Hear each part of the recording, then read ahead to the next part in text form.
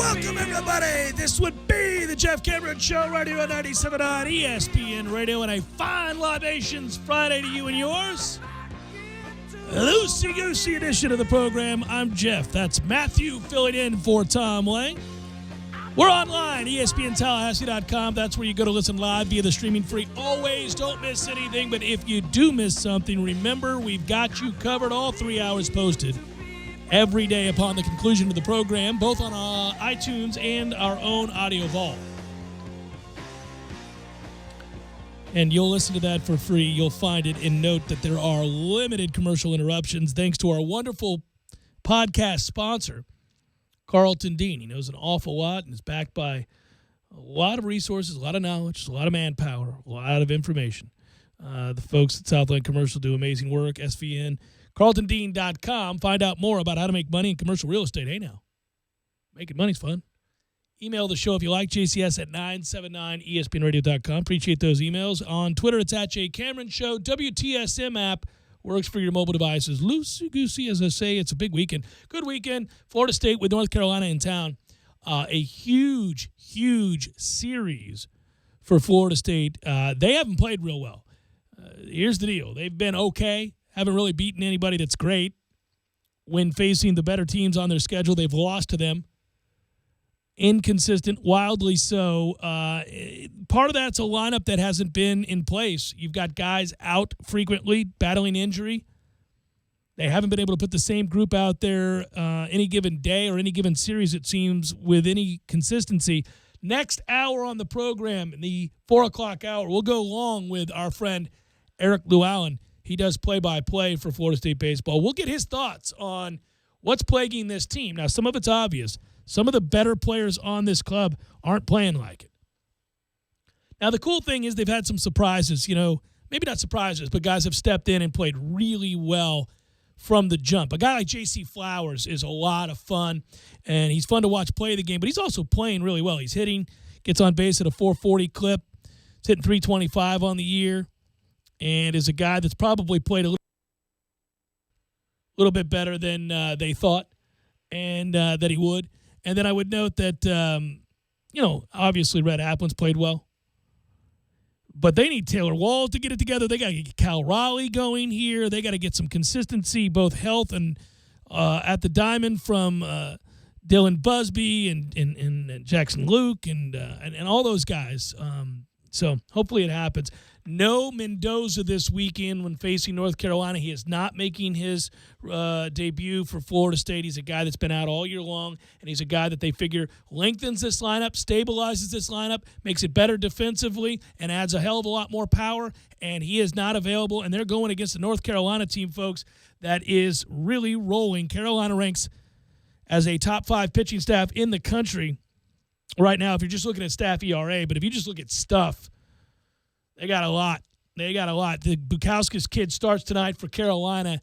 If you're going over to Hauser, well, enjoy, because it's beautiful. It'll be a great night for baseball. I'm a little worried about the weather. Knock on wood, things stay all right there. But he throws 100 miles per hour, is 4-0 with a 0.90 ERA. This kid is a beast, a junior who is obviously – he's got electric stuff, and he's learned how to pitch, and he is not a guy that you want to be facing when you're trying to get right, and Florida State is kind of trying to get right.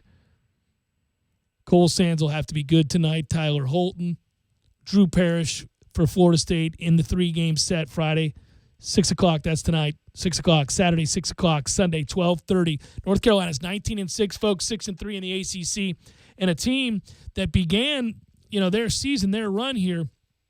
They've got division series wins over Virginia, Georgia Tech, and Miami. First time they've done that since 2009. They're good. Florida State's about to embark on a stretch of games where I think you would call it, frankly, make or break. If you look at this point, we're kind of, right there, smack dab in the middle of the season. You got 3 against Carolina, top 10 club. You got Florida Gulf Coast Tuesday and Wednesday. They're good. They've already beaten Florida State. They've got NC State after that on the road, April the 7th, 8th, and 9th. It's a good NC State team this year. Then you get Florida again, whom for whatever reason now you cannot beat. Maddeningly so. and then it's 3 against Clemson. So this is it. This is the stretch. This is the whole deal. Do you step up, play well, kind of change the narrative on what the season is and can be, garner some confidence, find some consistency, get a lineup out there that you expected to have week in and week out? Red Applin's played really well. You get him and Flowers continue to do what they're doing, Quincy Neaporte, but now you get other guys to join the mix. Let's get Taylor Walls playing well, Cal Raleigh playing well. Let's get guys playing to their stat lines from a year ago, and we'll feel better about what this team is. Hopefully it happens. Final Four this weekend. I'll say it again. I'm kind of oddly sentimental in a weird way rooting for South Carolina. I just like when teams who have seemingly no business, I'm not trying to disparage them, but they were really good defensively all year long. They struggled offensively, and they didn't look to have the offense to make a run like this. But the tournament's kind of fluky, and they got to where they started scoring points to go with that defense, and here they are. I mean, they never even made the Elite Eight. Now they're in the Final Four. Now they got a chance to maybe put themselves in a position to play for the national championship. That'd be kind of funny. I think it's interesting. Cool little story. Oregon's a good story, playing so well despite losing their star forward to injury before the tournament started.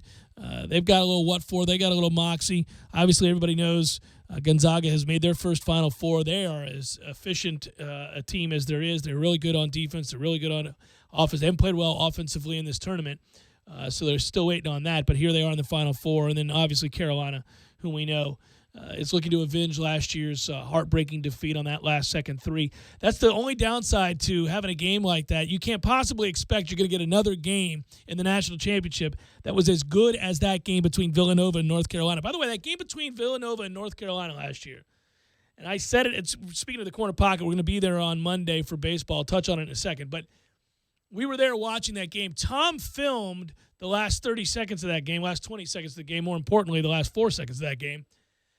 When the shot was hit. But you know what got lost in that was that improbable three that was made by Carolina, off balance and bizarre.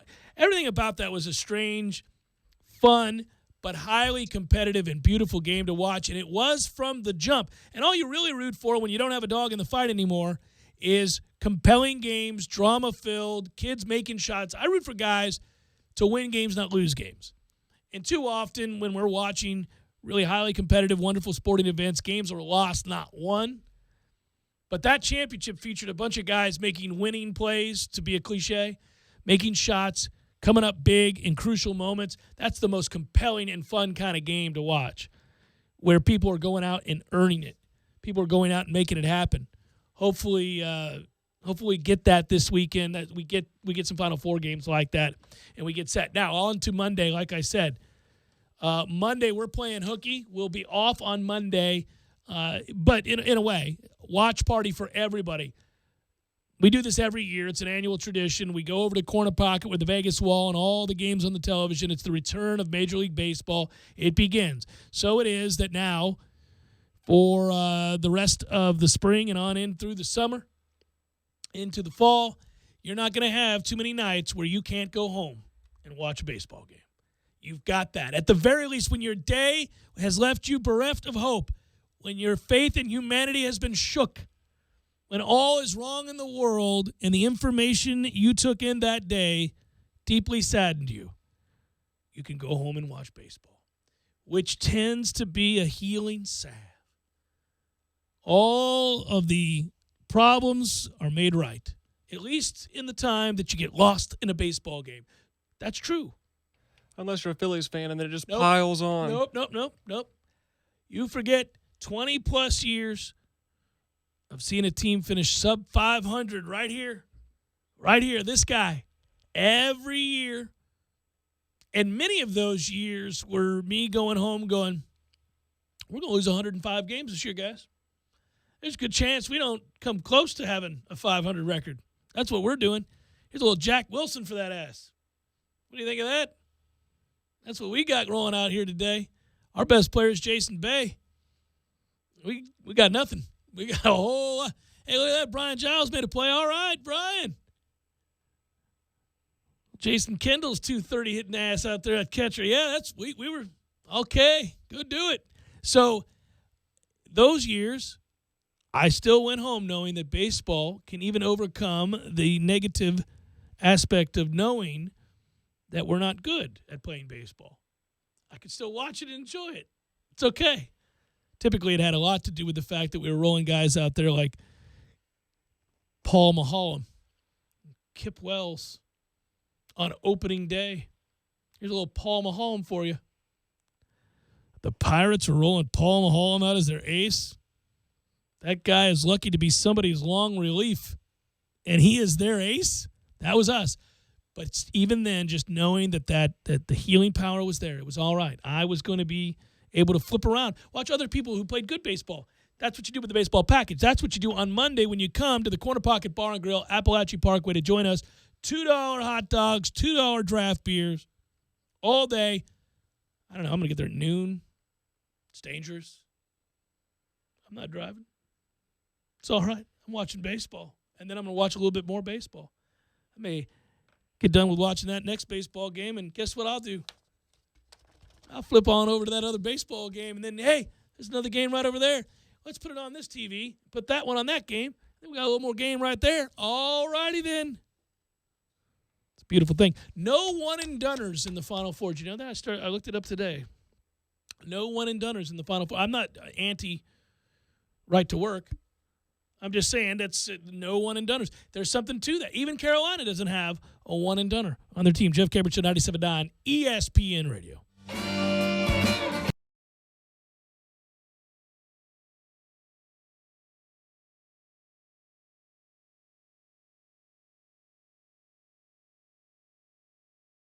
When you're in need of auto repairs, look no further than Nice Tire and Auto Service. Nice has been in business for 16 years with long-term, knowledgeable sales associates. They have the latest wheel balancing machine in the industry. And for passenger vehicles, they service AC, brakes, suspension, tune-ups, and much more. Never sit through a long wait. Nice Tire and Auto has 10 service bays to get you back on the road quickly. If you have tire problems, check out their large inventory with various Goodyear and Michelin tires. Nice Tire and Auto Service, 4792 Blountstown Highway, 574-4100.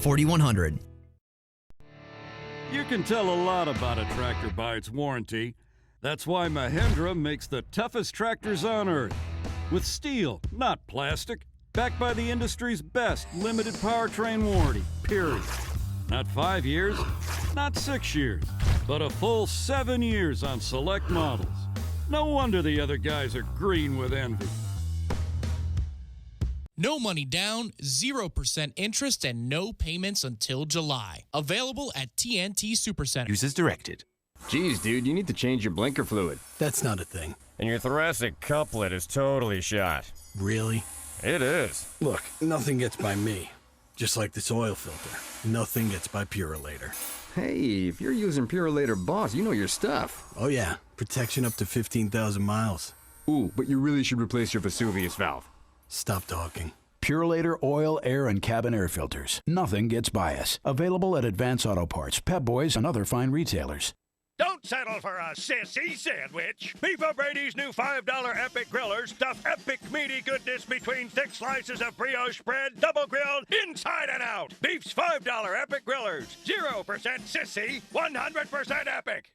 Spring is in the air, and so is Seminole football. The Tallahassee Quarterback Club is kicking off the year with an amazing tailgate event at the Garden Gold Spring Football Game on Saturday, April 8th from 10 a.m. to 3 p.m. I'm the Tallahassee Quarterback Club President, Johnny Devine, inviting you to come learn more about the prestigious Tallahassee Quarterback Club while enjoying some free beer, soft drinks, delicious food, meet former FSU players, and enjoy live music from the band Houston D's. It's free and a fun way to kick off the Noles 2017 season. Invite your friends and join us at the Tallahassee Quarterback Club Spring Tailgate event, 10 a.m. to 3 p.m., right near the entrance of Dick Hauser Stadium. See you there.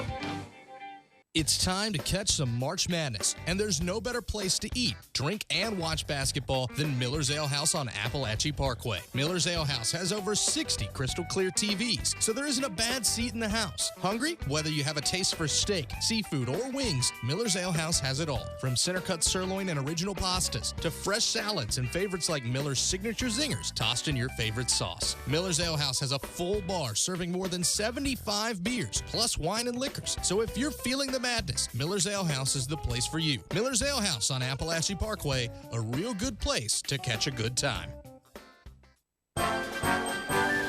Parker!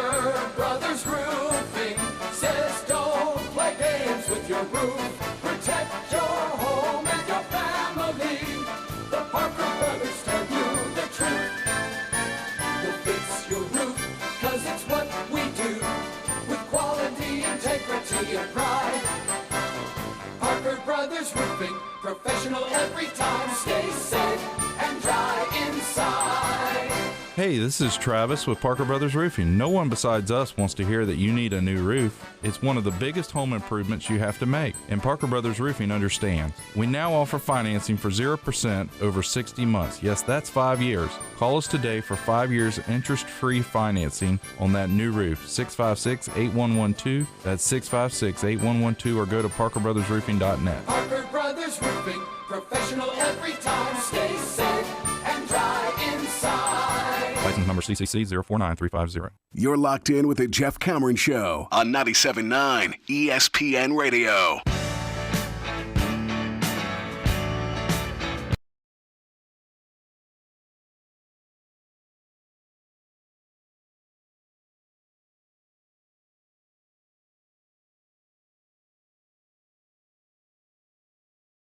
Why I said to go ahead and cue me up. So I'm going to listen to this line. The way I always do. How was I to know? She was with the Russians too. Perfect. So everybody last year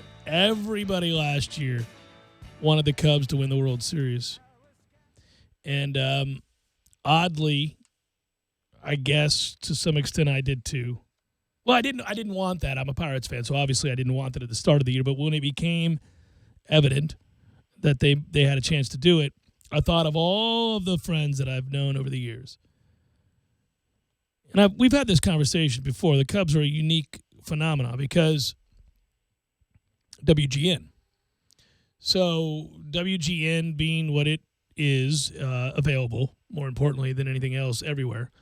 Lots of kids grew up watching the Cubs in the South, obviously in the Midwest, but all over the country, and fell in love with some of those teams and some of those players. They actually had some teams that were a lot of fun to watch and could have been, in some cases should have been, better than they were, and came up short, and they've had heartbreak, and they've had a lot of things happen to a point where you go past 100 years, and then it just becomes ridiculous. It becomes absurd. Not unlike the streak that the Red Sox ended. And there were enough people that were somewhat indifferent about the teams that remain that you then root for the good story, the feel-good story that a curse is over. I feel for the Indians. I feel for Cleveland. One run away. And they had the tying home run. They had the whole thing. They had it. They could have done it. And they, too, are in the midst of a horrible stretch and came up short. But the weird thing, and later in the show we'll bring it up again because I know Tom and I have been talking about this before, and he's going to call in, and we're going to talk baseball from Austin in the 5 o'clock hour. But the weird thing is almost as soon as Boston won it, there began a backlash towards Boston. It felt like a backlash towards all of Boston. The city, the people, the drivers, every team. Bruins, Celtics, certainly Patriots. Like, okay, cool, you got your championship. Now get the hell out of here. I boycotted Ben Affleck movies after that. Not the town. The town was good. So the thing of it is, and besides Casey's the more talented Affleck. So that happens, and it got funny because people are all right with you winning a championship. They're good. They won the championship. And then they can go to a place where they no longer have to be empathetic. They no longer have to care at all. They're, go to hell. I feel like that has been accelerated with the Cubs. The Cubs, the darling, lovable losers that were the Cubs for over a century. Losers. Sorry, that sounded like there was some resentment there, didn't it? Animosity, perhaps. That team now is loaded for bear. They look like they could be great for a very long time. So I would say as we get closer to the start of baseball season, as in 2 days away, and 3 for opening day, that now we as a nation collectively get together and say, screw you, Cubs. We all were behind you. We all gathered in and sang Eddie Vedder's Someday We'll All Go All the Way. We all joined hands and said, nobody should suffer for more than 100 years. Nobody should be the butt of a joke for that long. Nobody should have to hear about how it is that their great-granddad didn't even see the Cubs win anything. The stories of people having gone to Wrigley to watch their team not win it all from the age of 5 to the time they died at 97 years of age. 92 years of just wait until next year. Nobody should have to suffer through all that. So collectively as baseball fans, even fans of other teams, we just got together and said maybe for what's right, we'll pull for the Cubs. But it's over. And Cubs fans, and I know this is going to happen because we know this as Florida State fans, as Noles, or as any team that you root for that's ever consistently won. Your Phillies won a World Series not all that long ago against the Rays. And I don't know if you experienced it in Tallahassee, but you might have sensed it around the baseball world. You might have sensed it online, certainly the online community that connects everybody. Because I know how it works, where all of a sudden it feels like you have more fans than you should. You have more people that are wanting to talk about your team and support, and more people wearing shirts. You know how it is. You go to wherever, a restaurant, you go to a grocery store, you go to the mall, you go wherever, and all that dude's wearing a Philly. What the? Well, Cubs fans, the problem Cubs fans have, well, for me, or maybe my problem with Cubs fans, I can't figure it out because there were always Cubs fans. They were everywhere, always, because of WGN. I knew tons of them. Well, now they're really everywhere. Now you go anywhere, Cubs hats, Cubs shirts. And every one of those guys says the same thing. Oh, I've always loved the Cubs. I've always loved the Cubs. I've long-suffering. Long-suffering, huh? And you want to give them a quiz. But you know who agrees with me? Real Cubs fans. Nobody hates those Cubs fans more than real Cubs fans. Real Cubs fans, the ones like my friend Gary or my friend Mark, who've loved the Cubs their whole life and have really been suffering for a very long time. I was happy for those guys. My buddy Chris, happy for those guys. They look around and see all the hats, all the shirts, and go, you sons of bitches. Encounter some fans who don't know who Kerry Wood is, and you're like, Well, God, I mean, when you were my age, you watched Ron Say and Leon Durham and all these other guys. You watched these players. You saw so many, obviously Hawk. You saw, obviously I'm talking about Andre Dawson. You saw all these guys that were so good and individually, and there were some really good teams that came up short, choked in the playoffs, all that situation. We all know that. They've had good players. They just have never had them all at one time where they could win. This team is now set to win for the foreseeable future. The only question mark is depth of pitching perhaps prolonged, but their offensive lineup stands to get better. Schwarber comes into that lineup now, and I know he's terrible defensively, but he can swing it. He's terrible defensively, but it was reported yesterday the lineup is so deep that he's going to bat leadoff.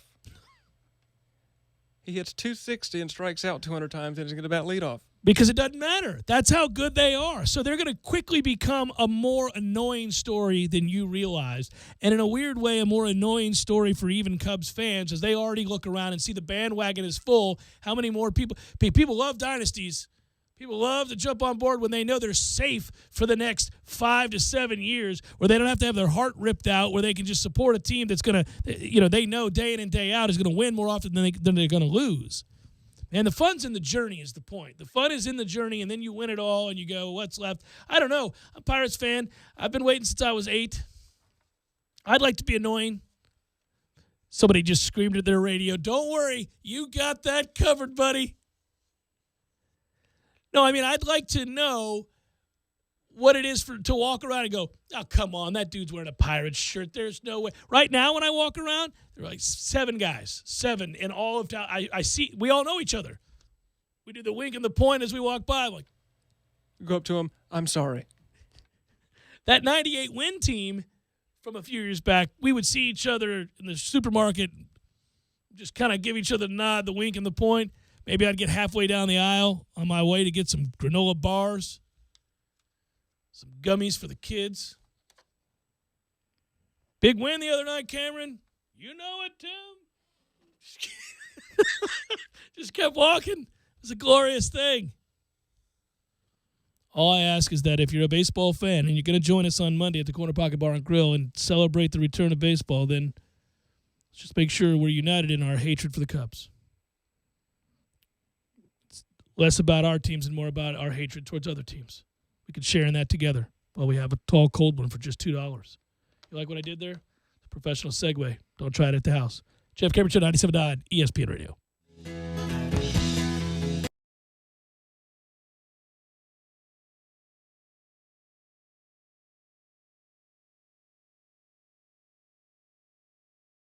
When you're in need of auto repairs, look no further than Nice Tire and Auto Service. Nice has been in business for 16 years with long-term, knowledgeable sales associates. They have the latest wheel balancing machine in the industry. And for passenger vehicles, they service AC, brakes, suspension, tune-ups, and much more. Never sit through a long wait. Nice Tire and Auto has 10 service bays to get you back on the road quickly. If you have tire problems, check out their large inventory with various Goodyear and Michelin tires. Nice Tire and Auto Service, 4792 Blountstown Highway, 574-4100.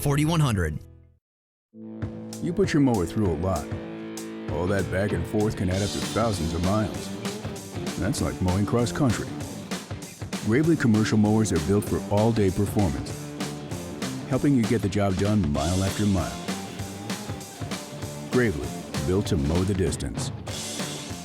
Get your Gravely motor only at TNT Supercenter, your one-stop shop for work or play. 14585 Highway 19 South, Thomasville, Georgia. TNT Supercenter. Plains Cat, brought to you by the National Highway Traffic Safety Administration.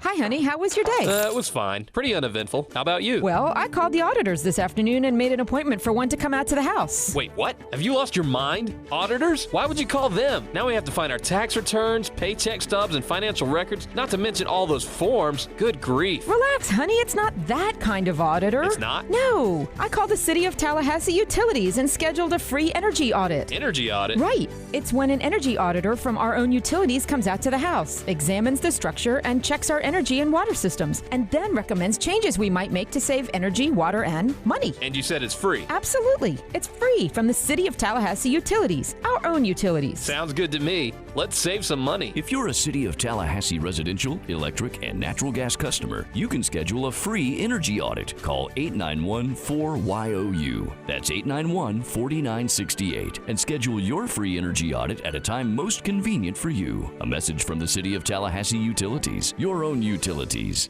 Don't settle for a sissy sandwich. Beef O'Brady's new $5 Epic Grillers stuff epic meaty goodness between thick slices of brioche bread, double grilled, inside and out. Beef's $5 Epic Grillers. 0% sissy, 100% epic. When you're in need of auto repairs, look no further than Nice Tire and Auto Service. Nice has been in business for 16 years with long-term, knowledgeable sales associates. They have the latest wheel balancing machine in the industry. And for passenger vehicles, they service AC, brakes, suspension, tune-ups, and much more. Never sit through a long wait. Nice Tire and Auto has 10 service bays to get you back on the road quickly. If you have tire problems, check out their large inventory with various Goodyear and Michelin tires. Nice Tire and Auto Service, 4792 Blountstown Highway, 574-4100. Are you wanting to raise some extra cash fast? Think Thrifty Nickel. Need to clean out that garage full of stuff you never use? Think Thrifty Nickel. Need a newer car or truck and don't want to break the bank? Think Thrifty Nickel. Buying or selling, your best bet is Thrifty Nickel. All ads appear in print and online for maximum results. Place your ad today and ask for their guaranteed results special. Call 385-0505. Get your free copy of American Classifieds, available at hundreds of locations throughout the greater Tallahassee area. Join us for 8 days of nonstop tennis as the rising stars of the USTA Pro Circuit battle for a main draw wildcard into the French Open. It's the 18th annual Tallahassee Tennis Challenger, April 22nd through the 29th at the Forest Meadows Tennis Complex. Proceeds benefit the Wagner Neurointensive Care Unit at Tallahassee Memorial Healthcare. Sponsored by the Florida Lottery, Tallahassee Democrat, the City of Tallahassee, Tallahassee Memorial Healthcare, 850 Business Magazine, and Comcast. With winter in the air, the deals are heating up at TNT Supercenter on Mahindra tractors. Up to 7-year warranties on select brands. Rebates up to $6,700 or 0% for 84 months. Mahindra tractors in stock range from 22 HP up to 105 HP. Unbelievable! Huge selections on tractors and more coming in every day. They also carry a full line of Mahindra implements. Go visit their knowledgeable staff at TNT Supercenter, located at 14585 Highway 19 South, Thomasville, Georgia. Call them at 229-228-5297.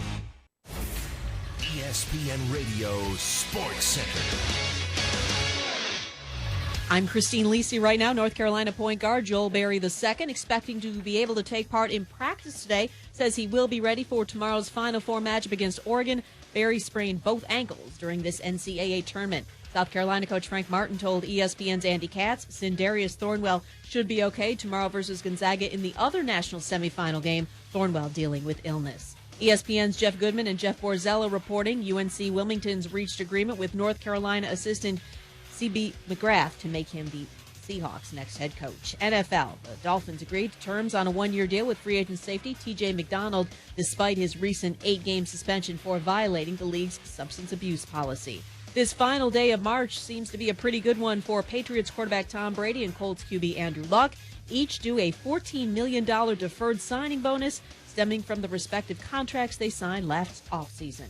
NHL Patrick Elias, the Devils' all-time leader in goals and assists, will retire. The 40-year-old has not played since the end of last season because of a knee injury.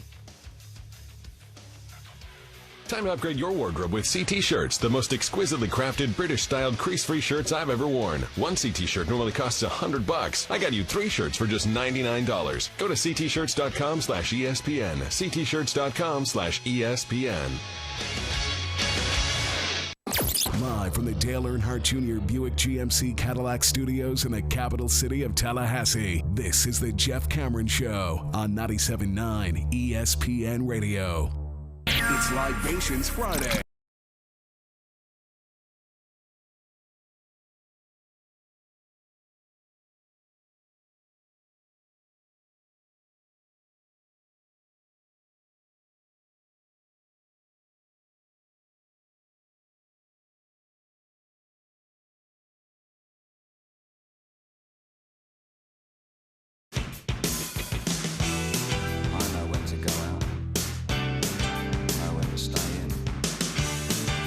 Get things done.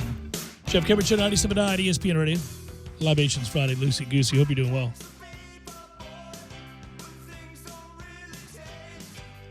Thank you to all of you that listen to the program today. Especially thank you to those of you that do so while working really hard, delivering packages all about town, whether that's UPS or whatever it is you work for.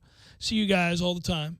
And I have run into more than my fair share of the guys that do that hard and necessary work, and those guys will frequently have on ESPN Radio, and some have even said they listen to this show, so that's greatly appreciated. And think about all of our listeners, but I certainly think about those guys that are busting their ass on a daily basis, delivering these packages, listening to the program. Thank you for doing so. So our day won't be, no matter what happens, at least not financially, nearly as good a day as Tom Brady is having today. That's true every day, but it's especially true today, where he was cut a check this morning for $14 million in deferred payment. Tom, please swing by and get your check. It's here waiting on you. I think I told Carol to direct deposit that. So 14 mil is a how do you do on a Friday. We're always reminded of the coolest contract ever signed, and there are some that have similar contracts, not just this living legend, but Bobby Bonilla. Every year we have Bobby Bonilla Day, where he gets another check for $1 million and will for the next 30 years. And what a day to go to the mailbox. It's here. All right, Donnie. So what do you do to celebrate the check that's written to you? Well, he's made so much money. He's already married to a supermodel. He wins Super Bowls. He's got it good. Best hair weave in the biz. Do you even get excited when you get a check for $14 million if you already have $100+ million? I think he's far past getting excited about checks. I really do. Okay, so everybody does this. I'm going to move on to spring football here in a second, but everybody does this. You play the game about winning the lottery. And it's a fun game. It's like it never gets old. Even sophisticated people will say, well, if I won the lottery, I'd do this and do this. It's fun thinking about the ways that you would not only just splurge on yourself and your family and friends, but others and charities and things you've always wanted to do, places around the world you've always wanted to visit, things you wanted to see. Because we all dare to dream, and I wonder at what point that all goes away. I mean, if you're a billionaire and you can do all those things, I don't suppose you ever think about any of the money that's coming in. Bill Gates is probably not thinking today about how much money he's going to make, because he's all the time steady making money. Money begets money, and that ends up being the way of the world. When you have a lot of money, you can make a lot of money. But I do always, I wonder what's the magic number you got to reach, where actually a day like today, where you would be cut, literally today, he's getting a $14 million check. The way it reads is this. I just deleted it. But the deferred money came in today, and the Patriots had to pay him $14 million. He cut them a break so that they could sign people, and they, in turn, moved money around within the salary cap, and he gets that money back today. And I would think, man, some of these guys, they end up renting private islands and so forth. Like, on a day that you get the $14 million, you're like, checks in. Should we hit the island? I'm going to buy some horses and friends. All right. Spring football is like this. Every single player you care about, not named DeAndre Francois, is hurt. We'll see you Tuesday. It's ridiculous. I'm not even kidding. Every guy, it's hard not to get alarmed, and I'm not being an alarmist. Redshirt freshman center Andrew Boselli is going to miss the rest of the spring after spraining his MCL. That, according to Coach Fisher yesterday after practice. And, we've watched guy after guy after guy go down due to injury.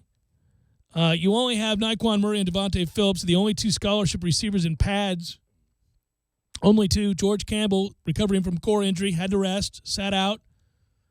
That's something that, they're going to have to do quite a bit. You had a situation where Auden Tate is now out again, this time because of a concussion. He had the injury because he collided with Trey Marshall during practice. Fisher said it was accidental. Keith Gavin's been out. He was able to straight line run. Nothing side to side yet.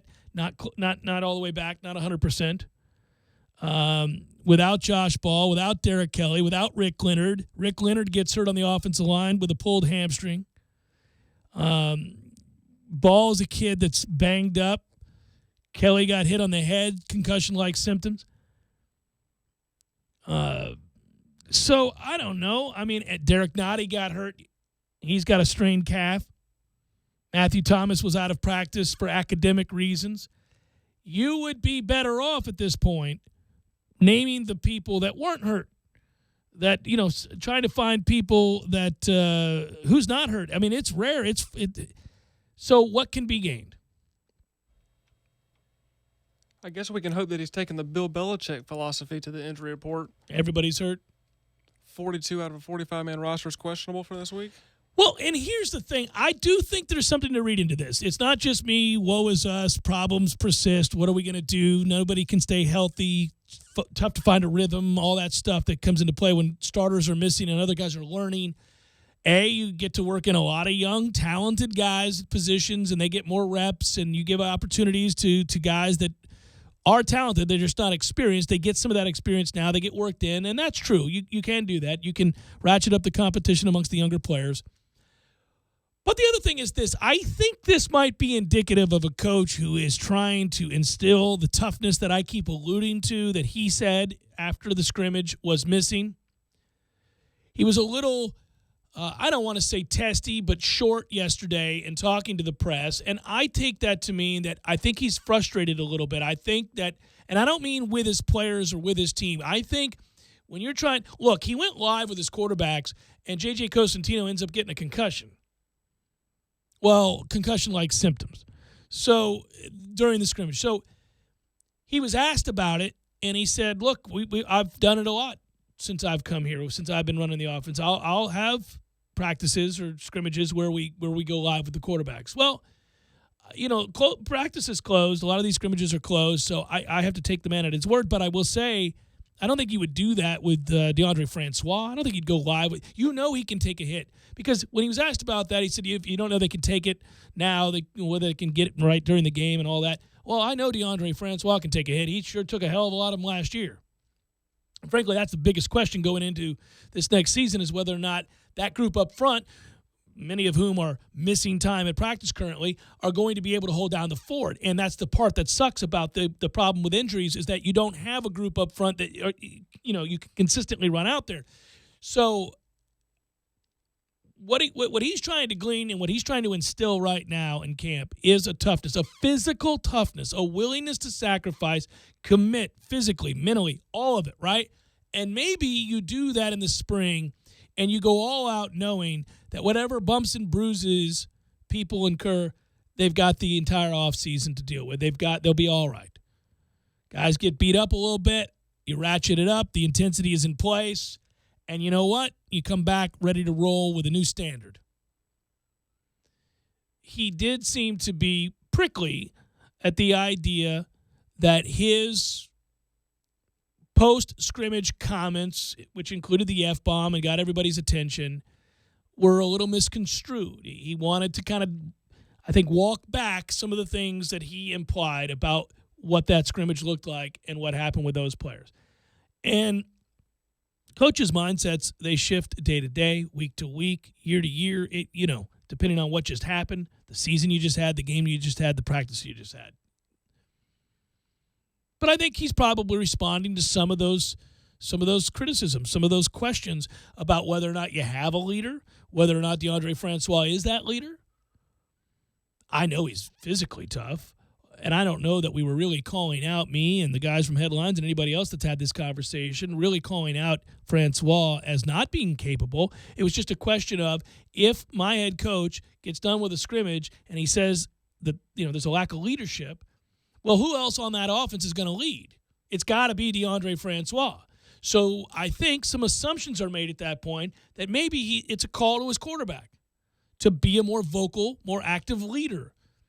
I could be wrong, but I don't think he expects Jacques Patrick to be the leader. I don't think he expects all these guys that are out due to injury to be the leader. So you would think it's the quarterback. And so when I hear that, I'm taking him at his word there. But coaches play mind games, and coaches do things to motivate people, and they say certain things, half-truths, if you will. It's not to insinuate that the guy's a liar. It's gamesmanship. It's what you do. That's fine, too.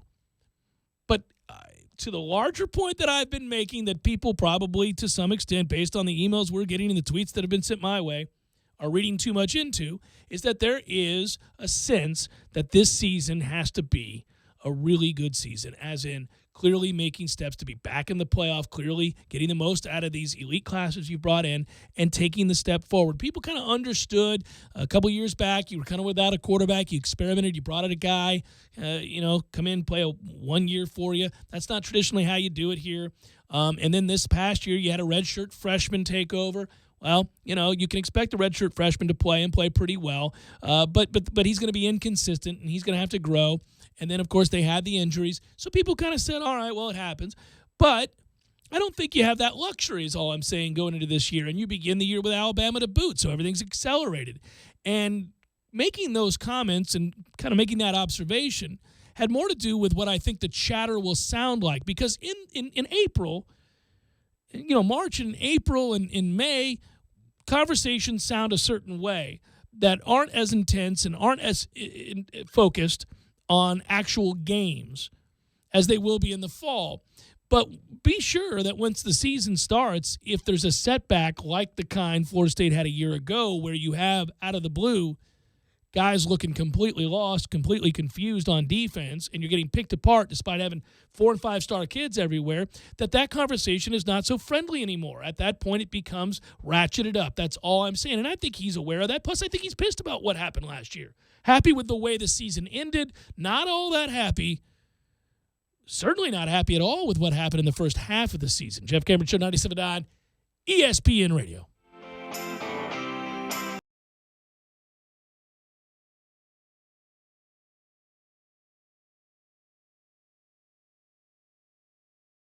When you're in need of auto repairs, look no further than Nice Tire and Auto Service. Nice has been in business for 16 years with long-term, knowledgeable sales associates. They have the latest wheel balancing machine in the industry. And for passenger vehicles, they service AC, brakes, suspension, tune-ups, and much more. Never sit through a long wait. Nice Tire and Auto has 10 service bays to get you back on the road quickly. If you have tire problems, check out their large inventory with various Goodyear and Michelin tires. Nice Tire and Auto Service, 4792 Bluntstown Highway, 574-4100. You can tell a lot about a tractor by its warranty. That's why Mahindra makes the toughest tractors on earth. With steel, not plastic, backed by the industry's best limited powertrain warranty, period. Not 5 years, not 6 years, but a full 7 years on select models. No wonder the other guys are green with envy. No money down, 0% interest, and no payments until July. Available at TNT Supercenter. Games for Less. Games for Less. The Super Walmart Shopping Center on Appalachia Parkway. Give them a call today at 850-219-3535. That's Games for Less. There's a new 7-year tractor warranty in town. Now, only Mahindra tractors have the industry's best 7-year limited powertrain warranty. That's right, not 5 years, not 6, but a full 7 years. Only on the world's #1 selling tractor, Mahindra. No money down, 0% interest, and no payments until July. Only at TNT Supercenter. Go see Clint and the friendly staff to get your next Mahindra tractor. TNTSupercenter.com. Warranty on select models. See Mahindra warranty policy for details. It's the Hyundai Spring Cleaning Sales Event. The best way to buy is the Werner way. We monitor our competition's website, TV, and radio ads to make sure you get the best price. We shop North Florida and South Georgia so you don't have to. Drive a great-looking 2017 Hyundai Elantra for $169 per month for 36 months with $19.99 due-at-lease signing. You get Hyundai Assurance with America's best warranty, a 10-year, 100,000-mile limited powertrain warranty. Why shop anywhere else? WernerHyundai.com. Offer with approved credit. See dealer for details. Offer ends April 5th. Watch your team cut down the nets live at Hobbit American Grill, voted best wings in Tallahassee by Tally Awards 3 years in a row. Thirsty? They have the Lucky Sevens, $7 domestic pitchers after 7 p.m. 7 days a week. Locally owned and operated since 1978, Hobbit American Grill keeps it local with a wide variety of locally crafted beers plus a full bar. Cheer on the Knolls with plenty of March Madness specials. Hobbit American Grill, 400 Capitol Circle Southeast, 2020 West Pensacola Street, and 5032 Capitol Circle Southwest. Visit them online at myhobbitonline.com. Hey, Wally Woodham here. In 1974, I set the national high school passing record at Leon High with 3,560 yards. Jimmy Jordan here. Wally, I broke your passing record at Leon the very next year. Well, Jimmy, in our 3 years together at FSU, I threw for 22 touchdown passes. Wally, that's pretty good, but I had 39. Well, Jimmy, look at the deal I got at AAA Transmission. That's a pretty good deal, Wally. At least your car's a winner. Don't put off your auto repairs. Stop in at AAA Transmission and ask for owner Tim Pridgeon, servicing Tallahassee for over 30 years. AAA Transmission, 1023 North Monroe Street, or call them at 222-2532. Attention Rockheads. ESPN Tallahassee wants to hook you up for Welcome to Rockville, April 29th and 30th in Jacksonville. Head to ESPNTallahassee.com right now for the Welcome to Rockville ticket giveaway. Click on the front page banner to fill out our registration form. And every Friday, we'll be unloading 2 weekend passes for a lucky winner and a friend. A $200 savings from us to you. Winners will be announced every Friday afternoon in the 5 o'clock hour. Head to ESPNTallahassee.com and sign up today. This is the Jeff Cameron Show. Jeff Cameron Show. On 97.9 ESPN Radio.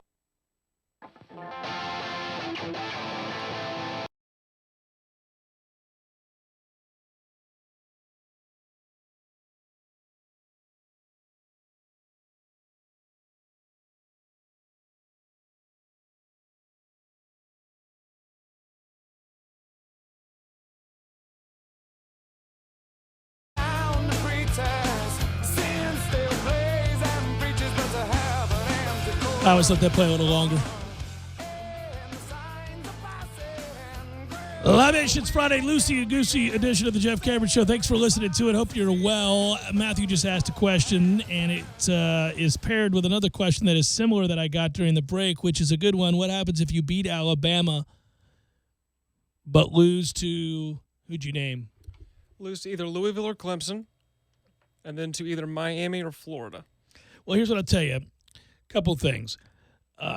Beating Alabama changes the outlook on the season. Beating Alabama suggests you can win a national title and that you're going to be a playoff team, and so it's the first game of the season. Everybody would go nuts, including yours truly. I'd be like a child, very unprofessional. So if we're able to beat Alabama, get ready for a very unprofessional sort of dance about the studio, ridiculous, over-the-top statements that make no sense. All of that will happen. But, all right, so you beat Alabama, and then you said lose to either Louisville or Clemson. Well, it better be Clemson because Clemson's on the road. I know that would be 3 straight, not good, don't like it, but you can understand losing on the road to a team like Clemson. Can't lose to Louisville after they just pasted you a year ago in embarrassing fashion, and you got revenge coming up here. So of those two, given your scenario, make it a Clemson loss, and then the other scenario was to lose to a rival. Well, it can't be Miami here. Besides, we've got the Platinum Bohica in our sights. The Bohica, I mean, you can't get it yet this year, but you can see it. It's at the end of the tunnel, man. The Platinum Bohica is nearly upon us, and you're not going to deny me an opportunity to take to midfield when that Platinum Bohica happens. And raise it aloft with security all around me, of course. Raise it aloft. Crowd goes crazy. And I soak in the cheers that I pretend are for me and not the achievement. No, Platinum Bohica and Miami, the other problem is Miami's here, and you'd be playing Florida on the road. And so, again, you maybe be able to excuse away road losses to Clemson and Florida. But that'd be an interesting season because you will have beaten Alabama, which I think just carries you into this euphoric state where you might ignore an absurd loss or a loss that shouldn't have happened at the very least, right? You all of a sudden approach a team or a season like the basketball team. Yeah, it becomes a lot like that, right? You get a great win, and then that kind of resonates, and then maybe you lose a game you shouldn't have, and you go, that's all right, though. We did have that stretch of wins. Yeah, you would. Beating Bama, wow. I mean, the talk of national championship would begin right then and there. There's no question. That changes the whole outlook of a season, and it changes the way you view the program. Because I said all week long and going back, this will be the story of the offseason, that you're going into a game against a team and a program that, frankly, you don't expect to beat. I don't like that our attitude is pretty pervasive that way, that most fans feel that way, because this is a great school and a great football program with really good players, so you ought not feel like you don't have a chance against anybody. But I feel by and large most people don't think we have much of a chance in that game. So if you want it, yeah, it'd be a game changer. Eric Llewellyn does play-by-play for Florida State baseball. Let's talk a lot of Florida State baseball. Big series in town starting tonight against North Carolina at Dick Howser Stadium. He'll be next to join us long form, catching up on the Noles.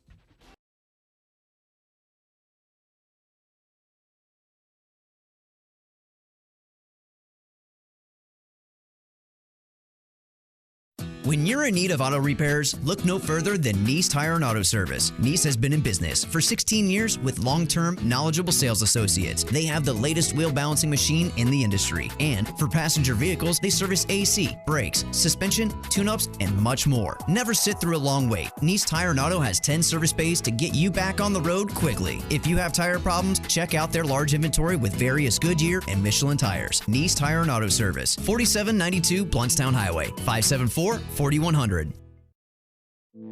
You put your mower through a lot. All that back and forth can add up to thousands of miles. That's like mowing cross country. Gravely commercial mowers are built for all-day performance, helping you get the job done mile after mile.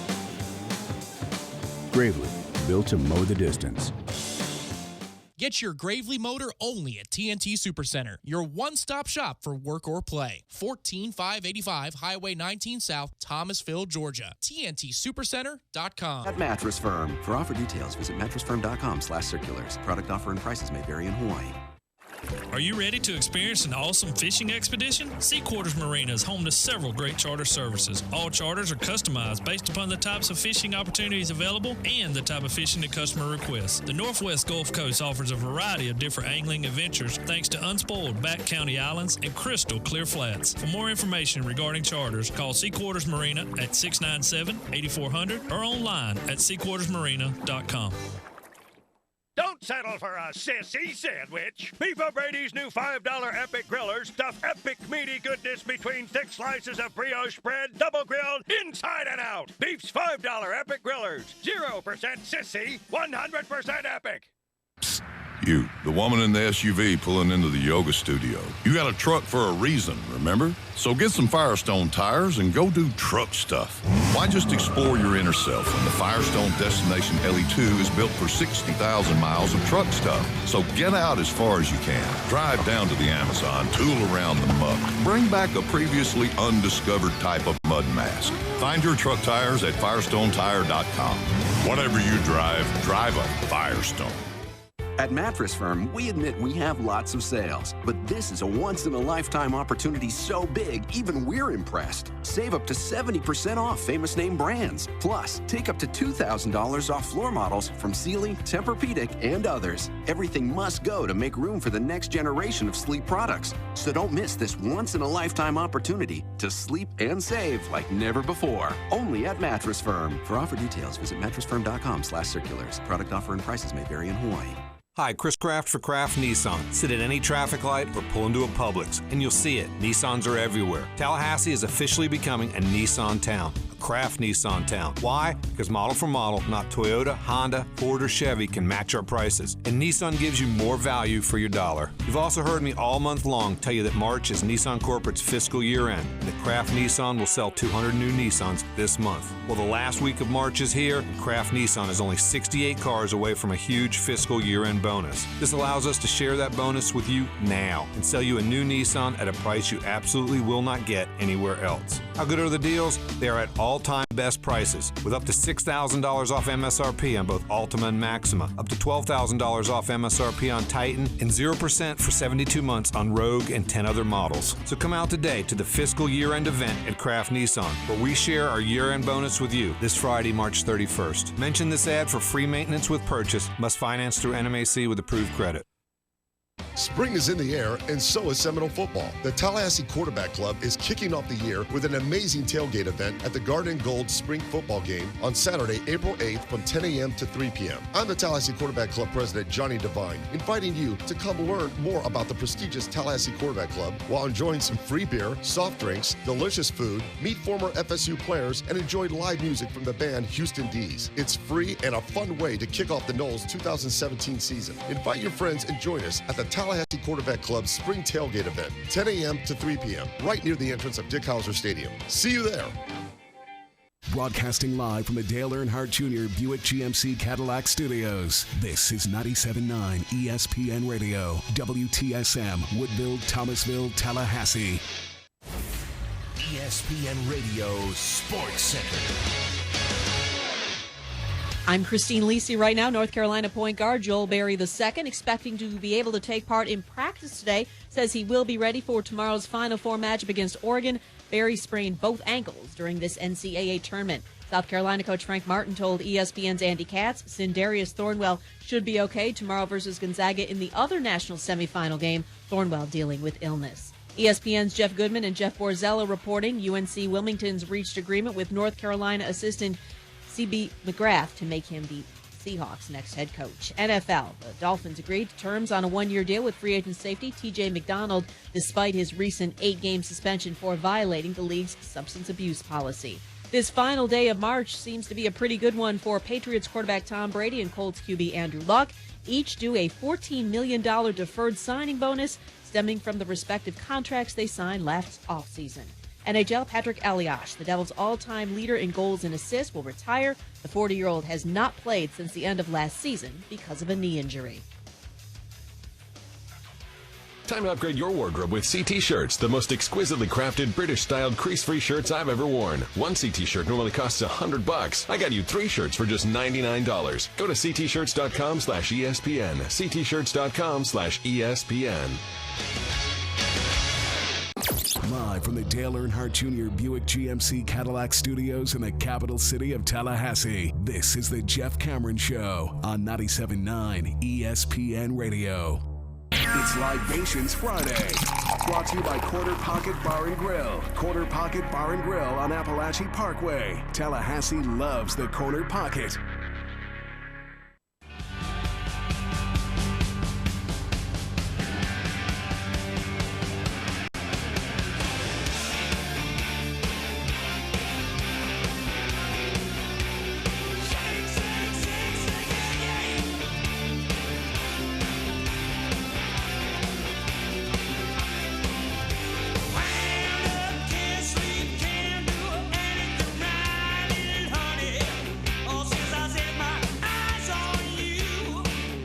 Hour number 2, Libations Friday edition of the Jeff Cameron Show continues now. That's a good thing. Check us out online, ESPNTallahassee.com.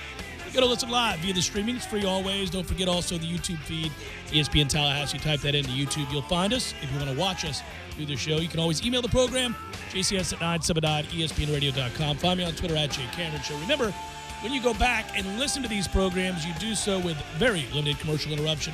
Thanks to our sponsor, CarltonDean.com. Learn more about income-producing properties at CarltonDean.com. Big series this weekend at Hauser. Great series. And joining me to talk about it is our good buddy, Eric Llewellyn, who, of course, is the play-by-play man for Florida State baseball. All right, brother. Of course. You like that? Yeah, that's good. All right, so I'm excited because I'm one of the few that hasn't just said this team's not going to be any good. People are angry, Eric. I mean, you know, it's a team that definitely has its, well, I think it has the potential to have much better baseball ahead of it than what we've seen to this point in the season. The other side of that, though, is the schedule is really difficult from here on out. North Carolina coming in, you know, they might be a better team than the one we just played in Jacksonville Tuesday night. And we're certainly going to see, as weird as it sounds, we're certainly going to see better pitching, at least on Friday night with J.B. Bukauskas. I've got a few more hours to try to figure out how to say that name properly. Well, J.B. Bukauskas on the mound, and, you know, he's a guy that's got an ERA below 1 for the season. He'll hit 100 on the gun on occasion and will consistently be in that 95 to 97 mile an hour range. But, you know, you look, it's such an important weekend because it is North Carolina, because it is the team that's atop the coastal standings in the ACC, but it's also the start of a very tough run, and you really just can't afford to get behind the schedule, so to speak, from here on out, because you've got North Carolina this weekend, then you've got 2 with Florida Gulf Coast. They're ranked 14th in the country. Then you go on the road to NC State. They're very good this year. Then you've got Florida again. Then you've got Clemson at home. Then you've got Miami on the road, you've got Virginia at home, and you've got Wake Forest at home and Louisville on the road. Those are the remaining ACC weekends, and, you know, you can make a case that Miami is the worst of those teams. I think the key, brother, is for you just not to go with the JB. You got to go straight with Bukauskas. Just go there. It's the JB that's going to trip you up. Probably so, and I don't know where he gets JB from. Like, his name's like Allen or something. Yeah, just call him Jerry. I call everybody Jerry. Here's the thing. I'll call him Steve. How about that? Steve Bukauskas on the hill today, folks. Or Larry. That works. Yeah. Carl works as well. No, what I would say, Eric, is that you're right to point out how good this team is and these others that they'll be facing shortly. And on the one hand, if people want further proof how good North Carolina is, they already have wins over divisional foes, Virginia, Georgia Tech, and Miami. Yeah. And that's the first time they've done that in the same season since going back to, I think it was 2009 that I read. So they're really good at 19-6 and 6-3 in the ACC and really in line to be a top 8 national seed. And I think ultimately we came into this season thinking that Florida State could be a top 8 national seed. It's not off the table. You just got to win. You got to win series against good teams, and it starts now. Mm-hmm. Yeah, and you know, at this point, I don't think it's ever too early to start looking at the standings. And, you know, you've got Louisville, Clemson, NC State on your side of it. And, you know, again, I mentioned Wake Forest. I think you can make an argument that they're a better ball club than Miami this year. So those are all teams that are going to make some noise in your division. And, you know, you can't slide too far down that list and expect to be a top 8 national seed. So you've got to keep pace with the Louisvilles and the Clemsons and hope for series wins against them. Now, you got Clemson at home, so that's helpful, and it's going to be a really huge weekend with the J.D. Drew jersey retirement ceremony on the Saturday of that.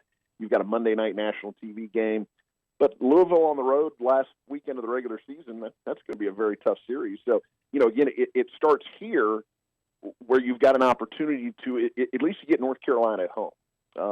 You know, it's much easier to play anybody when you're at home as opposed to going on the road against them. And, you know, I like that they have North Carolina at home, but it's going to be a tough matchup tonight against Bukauskas. And, you know, they've got some other interesting stories on there. Their leading hitter is a kid named Logan Warmoth, who he's one where he's from Florida, but none of the Florida schools, none of the top Florida schools were recruiting him. He initially signed with Stetson and ended up at North Carolina. And, you know, here he's a junior. He's playing very good defense. He's leading their ball club in hitting. He's slugging .576. He's a pretty impressive player. So it'll be interesting to watch him too. And you know, you've got 3 schools at least in the state of Florida who are kicking themselves, going, "How did that kid slip through the cracks?" Yeah, he reached base 40 consecutive games going back to last year, and you mentioned he also runs. He's stolen 14 bases and 15 attempts this year. He's a top 10 nationally in that category. He you know, it's interesting. This North Carolina team, it doesn't have a lot of holes. I've seen them play, and I also look through numbers, and obviously I don't get to see them play like I get to see Florida State play. Right. But they're really good, and we know this. We know this by what they've accomplished. But I, again, would say that this is the beginning of an opportunity for Florida State to play their best brand of baseball. One of the reasons that they haven't yet, and you certainly know this, but for people who kind of now are getting invested in baseball, now that basketball is winding down and spring football is winding down, let's go through the reasons, because I think there are many. First of all, let's just start with the fact that they can't seem to consistently put the group out on the field that they've expected to be able to put the group out there. And also, they haven't got back a guy that they think is going to be a huge impactful player for this team in the form of Mendoza. So let's just start with injuries and inconsistencies and problems there with the lineup. Well, you go back to opening day, and you expect to have Mendoza at third and Busby at first, and that's a completely different defensive look. Not to speak about what it does to the lineup offensively, but that's a completely different defensive look than Busby at third and Niporti at first.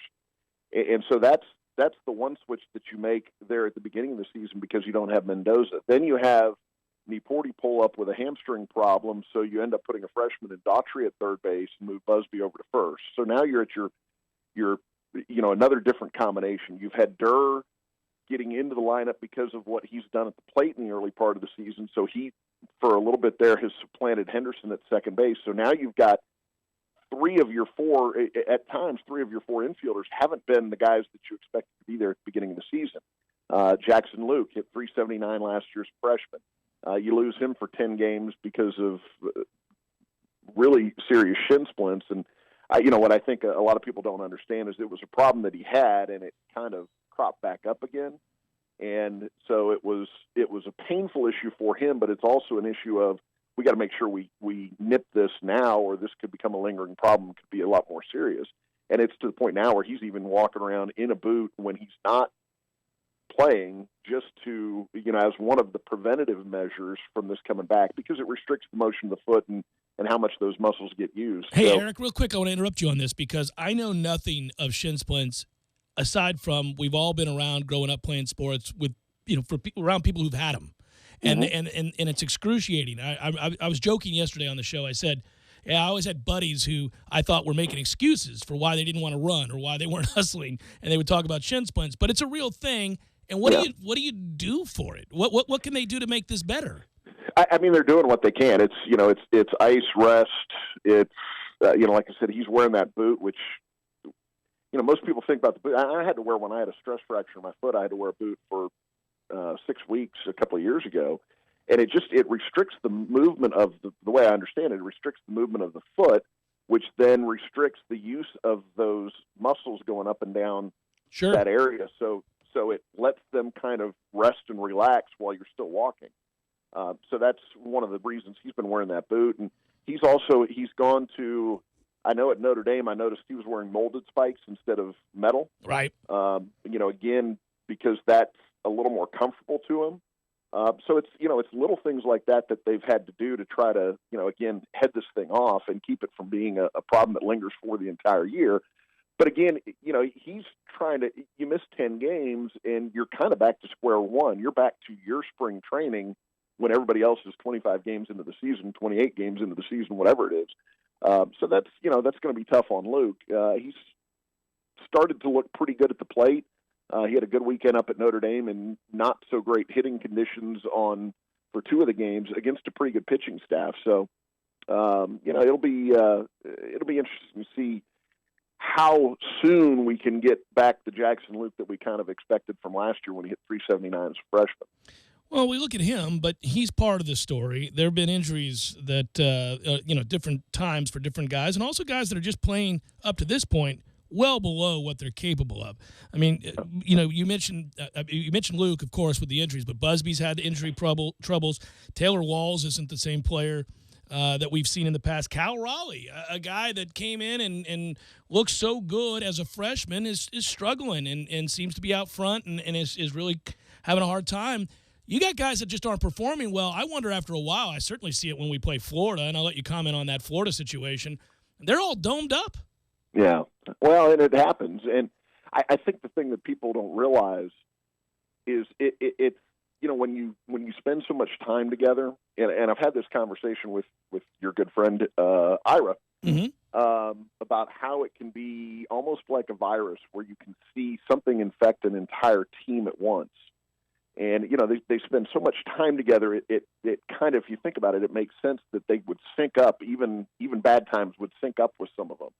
And I think you've got some of that going on. Busby started to look like he was coming out of it. And, you wonder, okay, we've got 240 or so at-bats last year that say he's a 324 hitter with 14 home runs.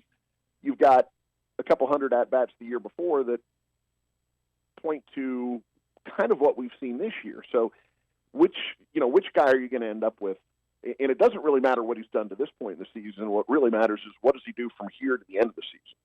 I don't care if he ends up hitting, I don't care what his batting average ends up being at the end of the year. No. What does he do from now to the end of the season? And I think that's far more important. So can you get that guy back that was producing at the level that he produced at for the entire season last year for these last 28-plus games if you're talking regular season and then postseason? Same thing with Cal Raleigh. Same thing with Taylor Walls. Again, those are guys, you've got 200-plus at-bats last year that tell you they aren't the guy that you're seeing this year. So what do you do to get that person back for the rest of this season? Again, who cares what he ends up with as a whole for the season, but what can we do to get him back for this last half of the season in the postseason? But it's been a good surprise, though, to see while those guys that you expected to have high production levels, to see some of the newcomers that maybe you didn't expect it from, like a Red Applin, like a J.C. Flowers, Nick Durr.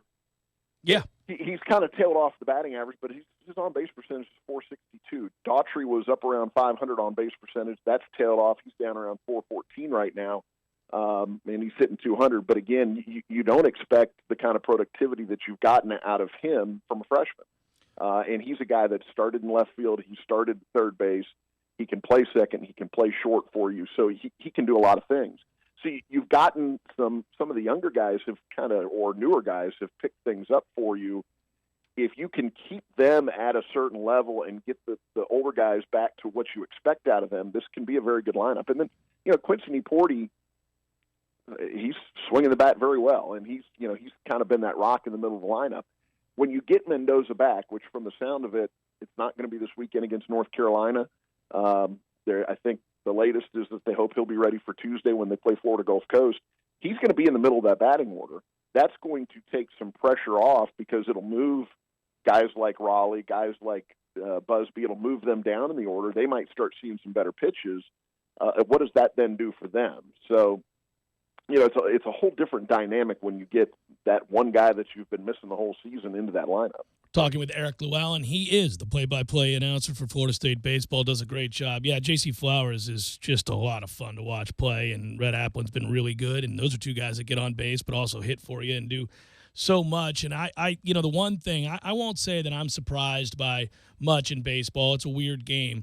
But I didn't think Cal Raleigh could struggle. And, somebody who came in and had an awful lot said about him and heaped upon him, and by the coaching staff. Publicly, they said he was going to be great before he ever took a swing in college baseball, and then he was. So I thought he was kind of immune to that, and to see him not synced up, to see him have a hard time with his swing is really quite surprising. Do you see any signs that he's coming out of that? He was 1 for 17 out of the gate, and that's going to be tough to recover from, at least from a numbers standpoint. He's hitting about 270 cents, but he just when you start to think, okay, Cal's back, he gets on a run. He's been so streaky, and it's like he gets out of a bad habit, but it doesn't last, and he can't. I don't know if it's a mental thing. I don't know exactly what's going on there, and frankly, I'll admit I don't know as much about hitting as some other people did because they didn't let me hit a whole lot when I was pitching in high school. You look, he's hitting 278 in the first 9 conference games, slugging 500. Yeah, you'll take those kind of numbers. Sure. It may be a sign. It may be a sign, but again, you've got to see him. It's to make kind of a stock market analogy when they start talking about it as they bust through levels, either upper or lower. You need to see him get on a tear and then kind of bust through. And instead of get on a 3 or 4 game tear, make it a 5 or 6 or 7 game tear. And when you see that, I think that you'll know that he's ready to bust out. But for him, you talked about him getting out in front, and I think that it really is. It's simple to look at and see. It's tougher to fix. Oh, sure, yeah. So they know what's going on. It's just, you've got to be able to fix it. And I think so far they just haven't been able to get that consistently done with him. Busby struggled in the non-conference portion of the season, but the first 9 conference games, he's hit the ball well. And he's done it. Look, Notre Dame may not be very good, but they've got some pretty good arms. And, we faced a guy in the first game on Friday who in 2 starts previous, we'd scored 1 run against. So, it's not like we were going out. And that's a guy who's one of the top pitching prospects from a draft standpoint in the ACC. So to see them go out and get to him and win a game that he started in, put some runs on the board, I think that was a good sign. But you've got to keep doing it. And the test is going to be tougher this week because, yes, Notre Dame can pitch, but they're not North Carolina. And North Carolina can really pitch. Well, they can. And in this matchup, you already mentioned the Bukowskis kid who comes in with an ERA under 1 and is undefeated on the season and throws allegedly 100. Yeah. So, that's not conducive to winning baseball games typically. Well, although I remember Andrew Miller coming in here and he supposedly couldn't get beat and we clobbered him. Yeah. Well, Bukowskis is an interesting story because he's a kid who graduated early from high school and told teams, even though he was a junior, so he wasn't going to go to high school for his senior year. He graduated, and he told teams, "Don't draft me. I'm going to college." And even though he was 94 to 97, he's like, "I'm not going to accept your offer, so don't bother." And so he didn't get drafted as highly as people had him rated. Wow. You can kind of draw a parallel there to Drew Mendoza, though he didn't graduate early. But, still Mendoza was a guy who said, if you're not going to pay me this, don't bother. And, that's what happened is he just kept sliding down because teams were like, yeah, I'm not going to pay you that, so I'm not going to take a chance, up here in the first round or the second round or the 10th round, but maybe later on I will. But he's a kid that Bukowskis is a kid who's just gotten, so he's pitching as a freshman when he should be a senior in high school. And he's dominating. Well, he was. He didn't dominate as a freshman, but he was really good. And then you look at it and you go, "Wow, he should be a senior in high school still." that makes it that much more impressive. But now he's a junior. He's been around. He's pitched a lot of games. He's played a lot of baseball, and he's gone from this guy who just throws hard to this guy who really has a good feel for pitching. He's only walked 9 batters in 40 innings this year, but he struck out 60. I'll take those numbers out of a pitcher any day. So it's going to be a really tough test tonight against him. You look at what you get out of their other starters, and you go, wow, man, I can't wait to get to those guys. But you're talking about guys that all have sub-3 ERAs. So, it's a relief to see that after Bukauskas. So, it's a case where they just keep throwing guys at you, and it's going to be a tough series. Well, and listen, let's just we know it's a tough series, and obviously we're going to roll Cole Sands out there and Tyler Holton, and we feel pretty good about where they are this year so far. And or do we? I mean, I certainly we do with Tyler Holton. What are your thoughts on Parrish and Sands? It's been good to see Cole Sands have. He had a couple of starts that I think he would admit, and everybody would admit, were not what they expect out of Cole Sands. So it was good to see him bounce back, and he's had 2 very good starts in a row. Holton had one that probably isn't what we expect out of him when we played Virginia Tech up in Blacksburg. I have a feeling, though, that the conditions that we saw in Blacksburg were more impactful against a guy like him than a guy like Cole Sands. Virginia Tech's a pretty decent offensive ball club, and if Cole Sands goes out on the mound and he's throwing 94, 95, a 20, 25 mile an hour wind with 30 mile an hour gusts, it's not going to affect him as much as a guy like Holton, who you classify as the crafty lefty. Yeah. Where he's 86, 87, 88, 89 miles an hour with the fastball, really relies on the changeup a lot. And I keep meaning to ask Mike Bell about this, but he and I haven't had a chance to have this discussion.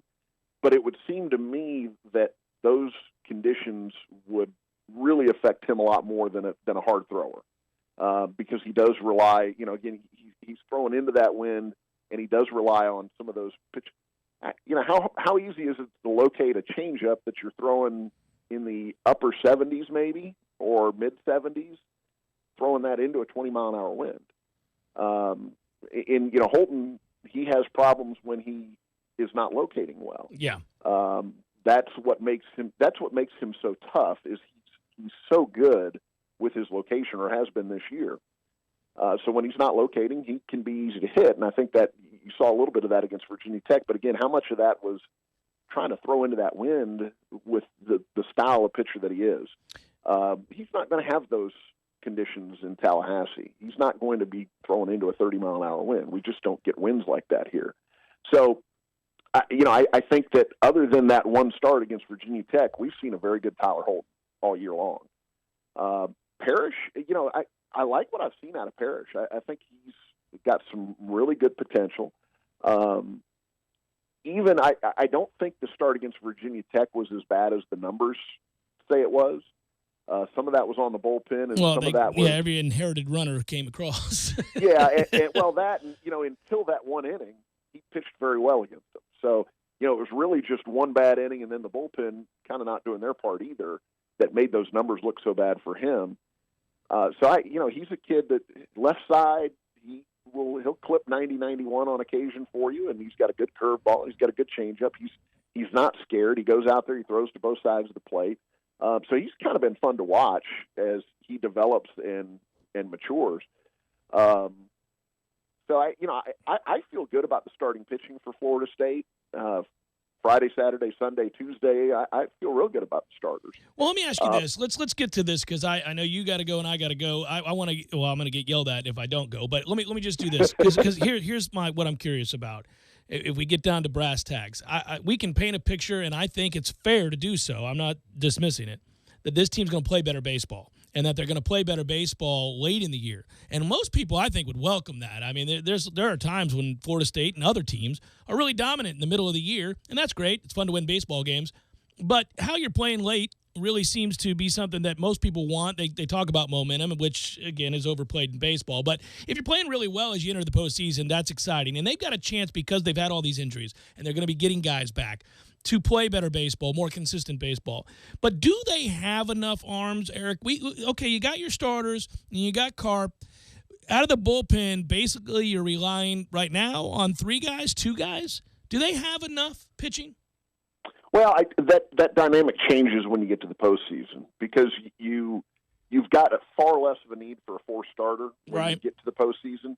So one of those guys, whether it's Parrish or Carp, can go to the bullpen, and then you have another reliable arm there for you to bring out in tough situations. So you take some of the pressure off of a Chase Haney or a Drew Carlton or a Will Zierzow or a Jim Voiles because you can bring either a Parrish or a Carp out. So I think that's a big part about the postseason that I think this staff sets up better in the postseason when you're playing a double elimination regional or a 2 out of 3 super regional than it does maybe for a 5-game week, if that makes sense. Yeah, it does. A Tuesday, Wednesday, Friday, Saturday, Sunday. We're going to have, for Clemson, we're going to play 5 days in a row. Mm-hmm. We're going to play Saturday, Sunday, Monday, Tuesday, Wednesday that week. Wow. So, I don't know that this staff is set up real good for that type of activity. Not too many can be. But, again, I think in a best 2 out of 3 super regional, I think they have the arms that they need to compete there. And I really, you look at the starting pitching this year, and, last year people were hand-wringing over the lack of being able to get, out of the 5th or 6th inning from starters. And you're getting 5 or 6 innings and sometimes 7 on just about every start. You go back and you look through and you take out the starts where you put a guy out there and you want him to get 2 or 3 innings for you. The Wednesday games that we've had against UCF and against Florida Gulf Coast. Florida Gulf Coast University. They prefer not to be called Florida Gulf Coast. Yeah. Or FGCU. But anyway, you look at the weekend starts, you look at the Tuesday starts, and there aren't a lot of, 2 or 3 inning, we had to pull the guy because he wasn't getting it done. There's a lot of 5 1/3, 5 2/3, 6, 7 inning starts in there, and I think that bodes well for the ball club because that means you don't have to have all those arms coming out of the bullpen. And with Carlton, we know he can come in and give you 2 or 3 or 4 innings if you need it. Well, if you can get your starter through the 6th inning, and you go to Chase Haney in the 7th and go to Carlton in the 8th and 9th, or go to Haney in the 7th and 8th and Carlton in the 9th, that's pretty competitive right there. So you don't necessarily have that need to go to 3 or 4 or 5 guys out of the bullpen. And, you've got Alec Bird, who it looks like he's starting to pitch better. Not sure what's been going on with him this year, but he's been much better the last few times out. So, I think the arms are there. It may not seem like it for the regular season, but I think they set up well for the postseason. And everybody cares about the postseason immensely and seemingly to the expense of the regular season, so that's fine. And by the way, I'd be remiss and yelled at if I didn't ask you, what the hell is going on with us against Florida? Besides Florida's great pitching, which you got to give credit where credit's due, but sweet Jesus, man, other teams hit that team, other teams beat that team. This has to be between the ears now, right? Well, I think there's some of that, and I think there's Coach Martin. I know he hates to give reasons to things that are legitimate reasons because then people think that you're making excuses. But he and I were talking after the game Tuesday night, and he mentioned, if you go and look at it, we played 2 super regionals down there. If you just go and look at recent, the god awful record through the last 20, right? Yeah. You look at that. How many of those games are played in Gainesville, and how many of those games are played in Jacksonville when the crowd really is much more to Florida it's a pro State Florida crowd, Florida right? State. Yeah. You're playing a lot of games on the road, not a whole lot at home. Now, the other side of that is, but you can earn that by how you perform throughout the rest of the season. So, but I think it's not I don't think that's an excuse. I think that is a legitimate issue in how this has tilted over the last couple of years. But yeah, I think a lot of it is in the head as well. What do you do to get out of that? We're both friends with Meat, and you talk to him professionally and on the side. I mean, what do you do as a hitting instructor when you're going to get good, you're going to be facing really good pitching, so it's hard to hit them anyhow. But when you're not real confident and you haven't had success, what do you do to get them out of that mindset? Well, you have to make sure that everybody sticks with the plan, because the tendency can be you start to press and you start to try to do things to make things happen, and you can get out of what you've done that has brought you success in the past. And I think that some of that is going on now. I do think that guys are going into that and they're pressing, and you've just got to go in with a mindset of, look, this is what got us here. This is what we have success doing. This is who we are. We need to make sure that we don't stray from that just because somebody says, hey, it's been 31 innings since you scored against them. Every ball game is a separate entity from the one before. So you have to remember that, go into the game and stick to what your plan is, to what you're trying to do.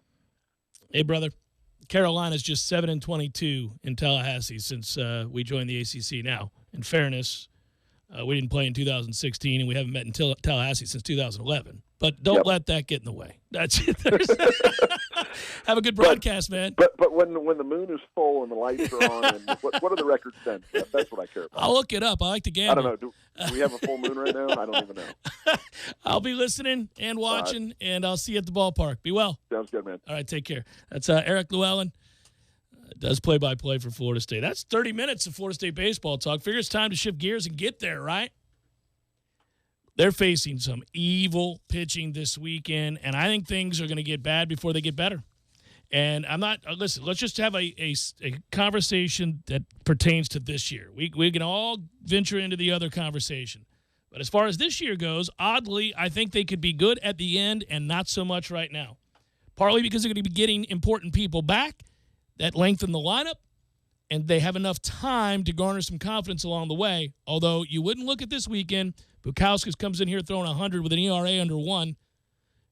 You look at the Altry kid and 2.59. Listen, they're good. They do a lot of things really, really well. They're ranked second in the ACC and sixth nationally in pitching. They again start ACC play this year so far with divisional wins over Virginia, Georgia Tech, and Miami. They've allowed 5 runs or fewer in each of the first 23 games this year. They've been good. So we'll see. Hauser can be a special place, though, especially in big matchups like this one. It's Jeff Cameron Show, 97.9 ESPN Radio. Split skirt, Jeannie never wears those split skirts. I don't ever wear no lip shirts. Can't pretend that going on and never hurts. Knee pants, Jeannie never wears no knee. When you're in need of auto repairs, look no further than Nice Tire and Auto Service. Nice has been in business for 16 years with long-term, knowledgeable sales associates. They have the latest wheel balancing machine in the industry. And for passenger vehicles, they service AC, brakes, suspension, tune-ups, and much more. Never sit through a long wait. Nice Tire and Auto has 10 service bays to get you back on the road quickly. If you have tire problems, check out their large inventory with various Goodyear and Michelin tires. Nice Tire and Auto Service, 4792 Bluntstown Highway, 574-4100. You can tell a lot about a tractor by its warranty. That's why Mahindra makes the toughest tractors on earth. With steel, not plastic. Backed by the industry's best limited powertrain warranty, period. Not 5 years, not 6 years, but a full 7 years on select models. No wonder the other guys are green with envy. No money down, 0% interest, and no payments until July. Available at TNT Supercenter.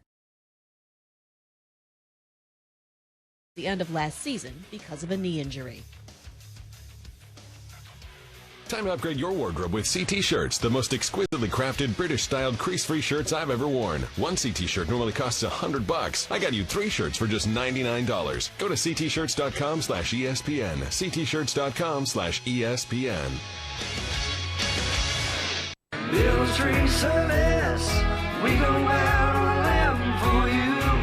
Hey, this is Clay with Miller's Tree Service. When you need work done in your yard, you want a professional, someone you can trust to provide high-quality service and get the job done right. We've got 3 certified arborists and 6 work crews that can meet all your tree care needs. Hire the professionals at Miller's Tree Service, where we'll go out on a limb for you. Miller's Tree Service, we go out on a limb for you.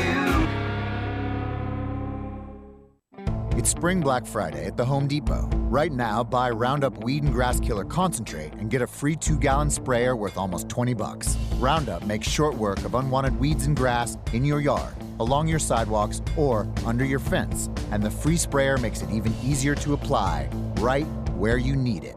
Roundup Weed and Grass Killer, a free sprayer, and Spring Black Friday prices. Only at the Home Depot.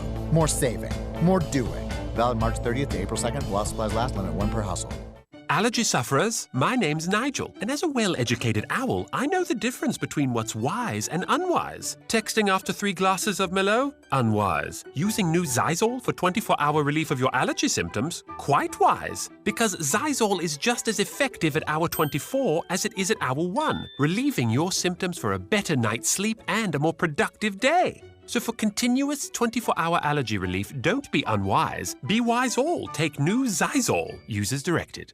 With winter in the air, the deals are heating up at TNT Supercenter on Mahindra tractors. Up to 7-year warranties on select brands. Rebates up to $6,700 or 0% for 84 months. Mahindra tractors in stock range from 22 HP up to 105 HP. Unbelievable! Huge selections on tractors and more coming in every day. They also carry a full line of Mahindra implements. Go visit their knowledgeable staff at TNT Supercenter, located at 14585 Highway 19 South, Thomasville, Georgia. Call them at 229-228-5297.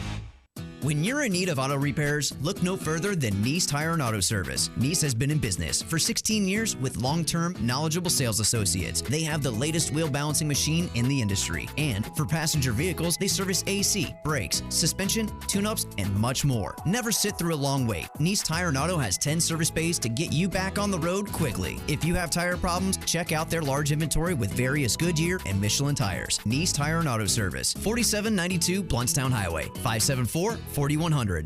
March Madness on 97.9 ESPN Radio is brought to you by Napleton Infinity. It's that time of year again when the best of the best come out to play, and you can experience that same level of performance at Napleton Infinity. Come test drive the turbocharged Infinity Q50 sedan today. Infinity, empower the drive.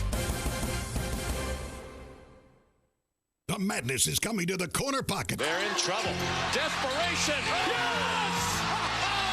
Choose the place with Tallahassee's best TVs. The Corner Pocket's Vegas Wall. Made for March Madness. 8 50-inch crystal clear flat screens. You won't miss a second of the action. Corner Pocket's your headquarters for the most watched sporting event in America. For the win! Good! A miracle! Delicious food, the best drink specials. Connect to their free Wi-Fi and keep up with your bracket. From the opening tip to the cutting of the nets. Come see why Tallahassee loves the Corner Pocket. Oh, my goodness! Join us for 8 days of nonstop tennis as the rising stars of the USTA Pro Circuit battle for a main draw wildcard into the French Open. It's the 18th annual Tallahassee Tennis Challenger, April 22nd through the 29th at the Forest Meadows Tennis Complex. Proceeds benefit the Wagner Neurointensive Care Unit at Tallahassee Memorial Healthcare. Sponsored by the Florida Lottery, Tallahassee Democrat, the City of Tallahassee, Tallahassee Memorial Healthcare, 850 Business Magazine, and Comcast. You're listening to The Jeff Cameron Show on 97.9 ESPN Radio.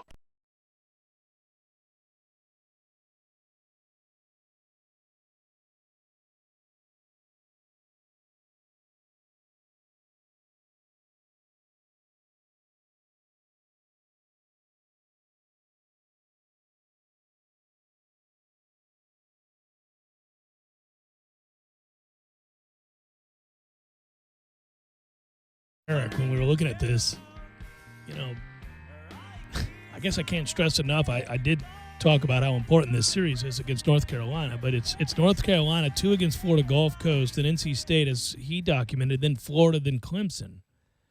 So it's 3 against good, 2 against good, 3 against good, 1 against good, 3 against good before you get to Stetson on April the 18th. And here's the deal. When you go back through that schedule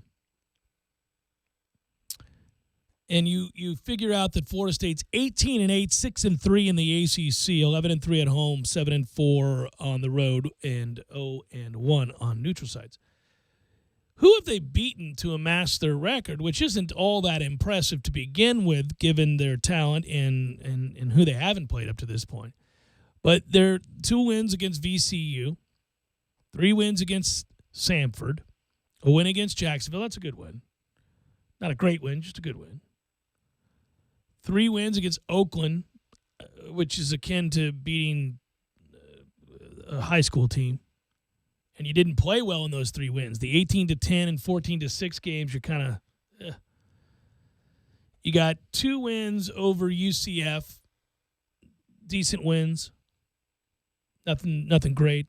Boston College isn't any good. You took 2 wins there. You didn't win the series. You didn't win all 3, but you won 2 out of 3 there. So we're counting your wins here. And I think you see a trend. You got a win against Virginia Tech. You played Florida, lost. Played Florida Gulf Coast, lost. You got a win against Virginia Tech. You beat Jacksonville again. Then you turned around and swept a terrible Notre Dame team. Then you played Florida and you lost. In short, if you've played anybody who's any good, you lost to them. Up to this point. Well, in any good, you guys know that I'm being a little bit harsh here and also intentionally not using proper English. The point is, you have no real quality wins, no real great wins, and plenty of losses against teams that are good. And you've got to start believing and thinking moving forward that you're going to beat some teams. You got to play well enough, more importantly. It doesn't matter if you think it. You got to play well enough to beat good teams. A series victory this weekend, a series victory this weekend would be a big damn deal. I really think it would be a huge jumping off point for the program. And it's, moreover, kind of important. Because say you lose, as you have whenever you face good pitching this year. Say you lose 2 out of 3, God forbid you get swept by North Carolina here. Then you play Florida Gulf Coast, whom you've already lost to. You got them Tuesday and Wednesday here. And then you're going on the road against NC State and coming home. And then you play Florida here, and then you got 3 against Clemson. Man, it could get ugly in a real hurry.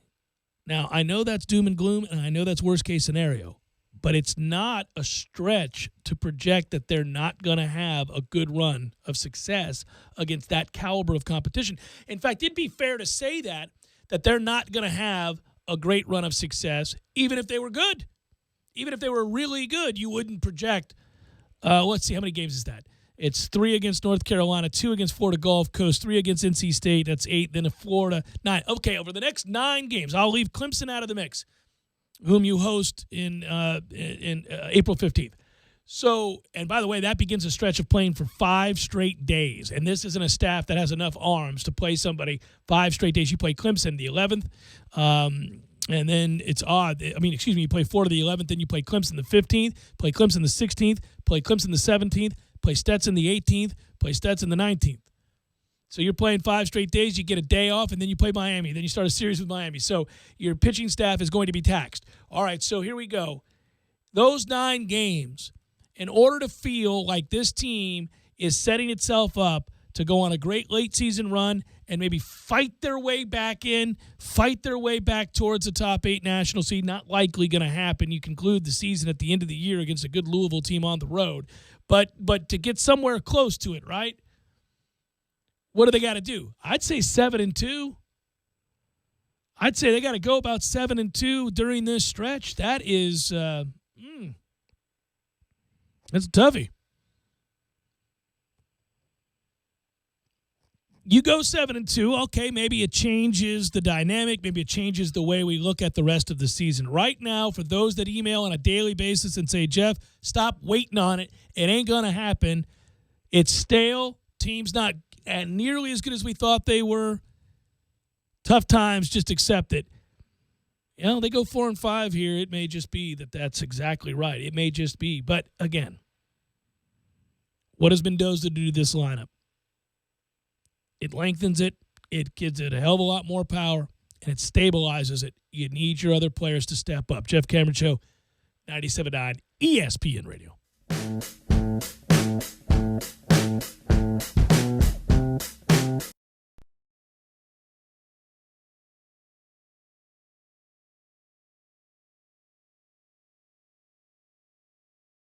When you're in need of auto repairs, look no further than Nice Tire and Auto Service. Nice has been in business for 16 years with long-term, knowledgeable sales associates. They have the latest wheel balancing machine in the industry. And for passenger vehicles, they service AC, brakes, suspension, tune-ups, and much more. Never sit through a long wait. Nice Tire and Auto has 10 service bays to get you back on the road quickly. If you have tire problems, check out their large inventory with various Goodyear and Michelin tires. Nice Tire and Auto Service, 4792 Bluntstown Highway, 574-4100. You put your mower through a lot. All that back and forth can add up to thousands of miles. That's like mowing cross country. Gravely commercial mowers are built for all-day performance, helping you get the job done mile after mile. Gravely, built to mow the distance. Get your Gravely motor only at TNT Supercenter, your one-stop shop for work or play. 14585 Highway 19 South, Thomasville, Georgia. TNT Supercenter. That dude's dead. Man, that's crazy, That's man. why you don't do that. I don't know about you. I'm not on a motorcycle. That's not my thing. That, or I've seen these jet ski guys do flips over each other. This extreme sports stuff is brutal. Dude, you know, I was in a motorcycle accident when I was 16, man. I cut my foot off. Whoa. You cut your foot off? You got a club foot? Is that a wooden foot? No, Did you kick a 63-yard field goal? I can still dance. The doctors put it back on, man. It was pretty quick, but I hit a mailbox. You're not kidding. No, You cut your foot off yeah. on a mailbox. On a mailbox. Did you feel it? No. I knew it. I told everybody with severe injuries, you don't ever feel it. Like a shark bites a guy's leg off, he never feels it. Didn't feel it at all. Seriously, you cut your foot off? Yeah, I seriously cut my foot off. Which foot?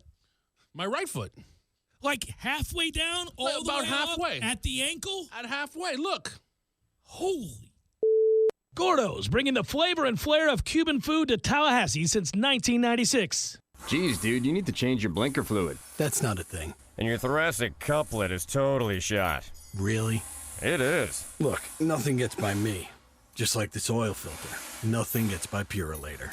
Hey, if you're using Purolator Boss, you know your stuff. Oh yeah, protection up to 15,000 miles.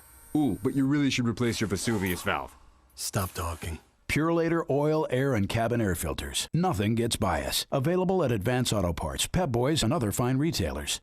Hey, Wally Woodham here. In 1974, I set the national high school passing record at Leon High with 3,560 yards. Jimmy Jordan here. Wally, I broke your passing record at Leon the very next year. Well, Jimmy, in our 3 years together at FSU, I threw for 22 touchdown passes. Wally, that's pretty good, but I had 39. Well, Jimmy, look at the deal I got at AAA Transmission. That's a pretty good deal, Wally. At least your car's a winner. Don't put off your auto repairs. Stop in at AAA Transmission and ask for owner Tim Pridgeon, servicing Tallahassee for over 30 years. AAA Transmission, 1023 North Monroe Street, or call them at 222-2532. Might I suggest the chicken taco salad from Bandito's Burritos, my friend?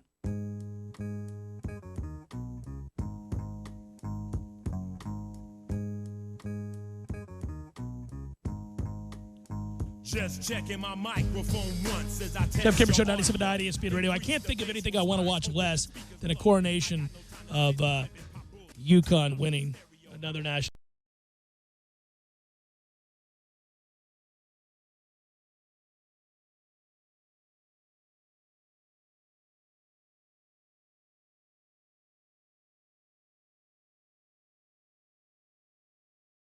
Anything I want to watch less than a coronation of UConn winning another national title in women's basketball. Is anybody watching that? Does anybody watch that at all?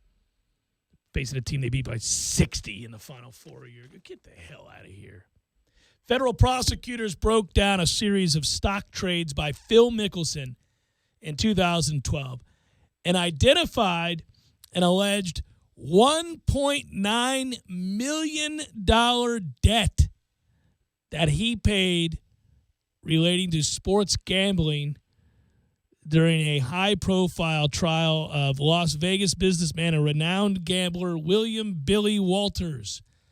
According to transcripts yesterday, during the proceedings, the prosecution told the court that an independent business management firm it called to testify would say that Mickelson was a client and that, quote, records show that in July of 2012, he owed William T. Walters, the defendant, related to sports gambling, $1,950,000. My man Phil.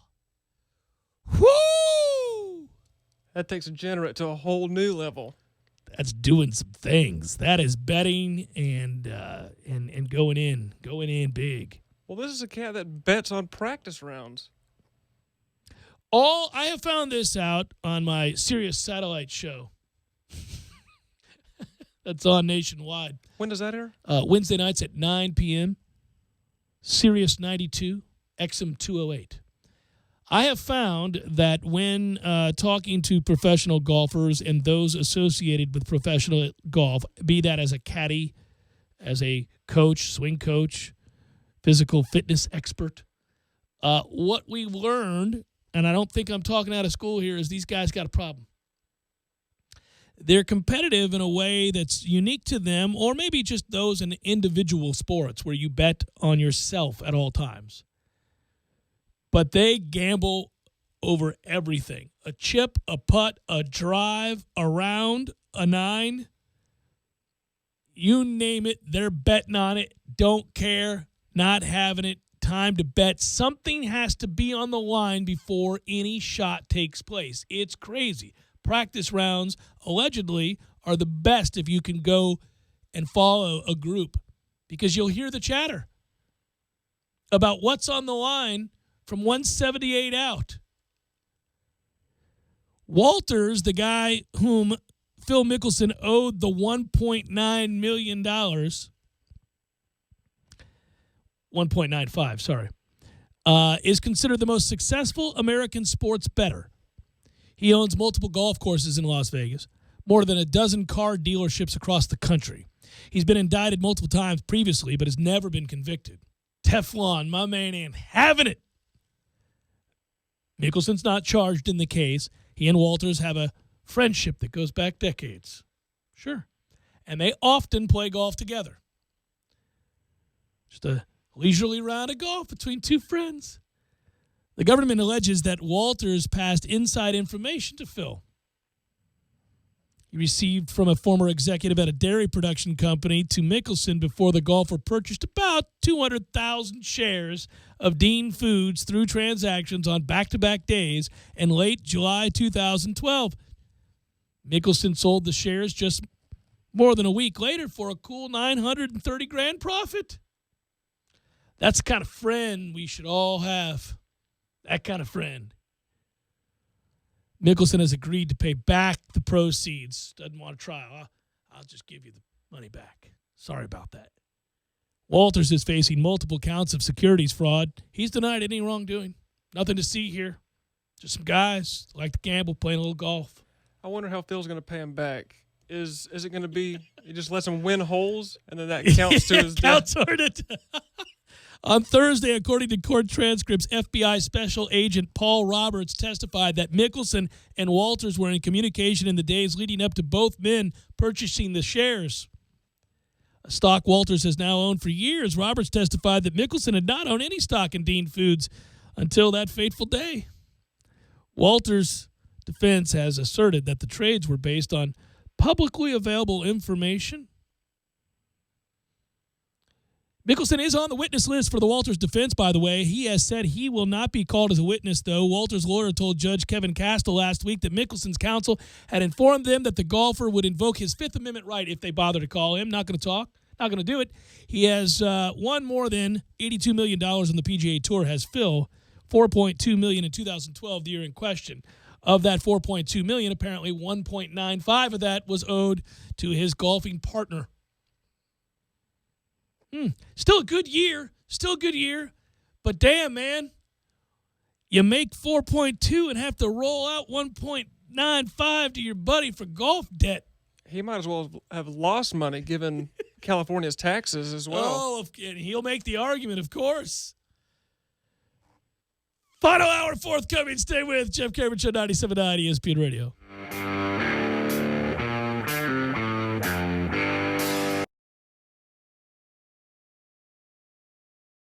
When you're in need of auto repairs, look no further than Nice Tire and Auto Service. Nice has been in business for 16 years with long-term, knowledgeable sales associates. They have the latest wheel balancing machine in the industry. And for passenger vehicles, they service AC, brakes, suspension, tune-ups, and much more. Never sit through a long wait. Nice Tire and Auto has 10 service bays to get you back on the road quickly. If you have tire problems, check out their large inventory with various Goodyear and Michelin tires. Nice Tire and Auto Service, 4792 Bluntstown Highway, 574-4100.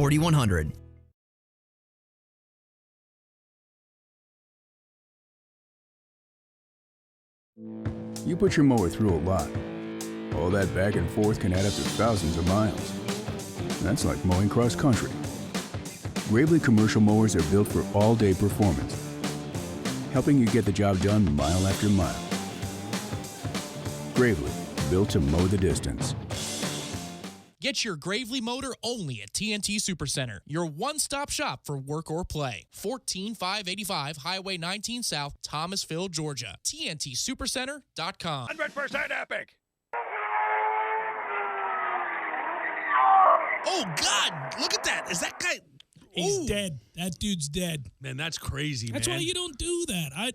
I don't know about you. I'm not on a motorcycle. That's not my thing. That or I've seen these jet ski guys do flips over each other. This extreme sports stuff is brutal. Dude, you know, I was in a motorcycle accident when I was 16, man. I cut my foot off. Whoa. You cut your foot off? You got a club foot? Is that a wooden foot? No, I Did remember. you kick a 63-yard field goal? I can still dance. The doctors put it back on, man. It was pretty quick, but I hit a mailbox. You're not kidding. No, You cut your foot off yeah. on a mailbox. On a mailbox. Did you feel it? No. I knew it. I told everybody with severe injuries, you don't ever feel it. Like a shark bites a guy's leg off, he never feels it. Didn't feel it at all. Seriously, you cut your foot off? Yeah, I seriously cut my foot off. Which foot?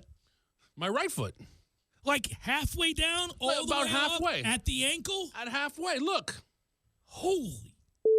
Gordo's, bringing the flavor and flair of Cuban food to Tallahassee since 1996. Killearn Country Club is now offering Discovery membership.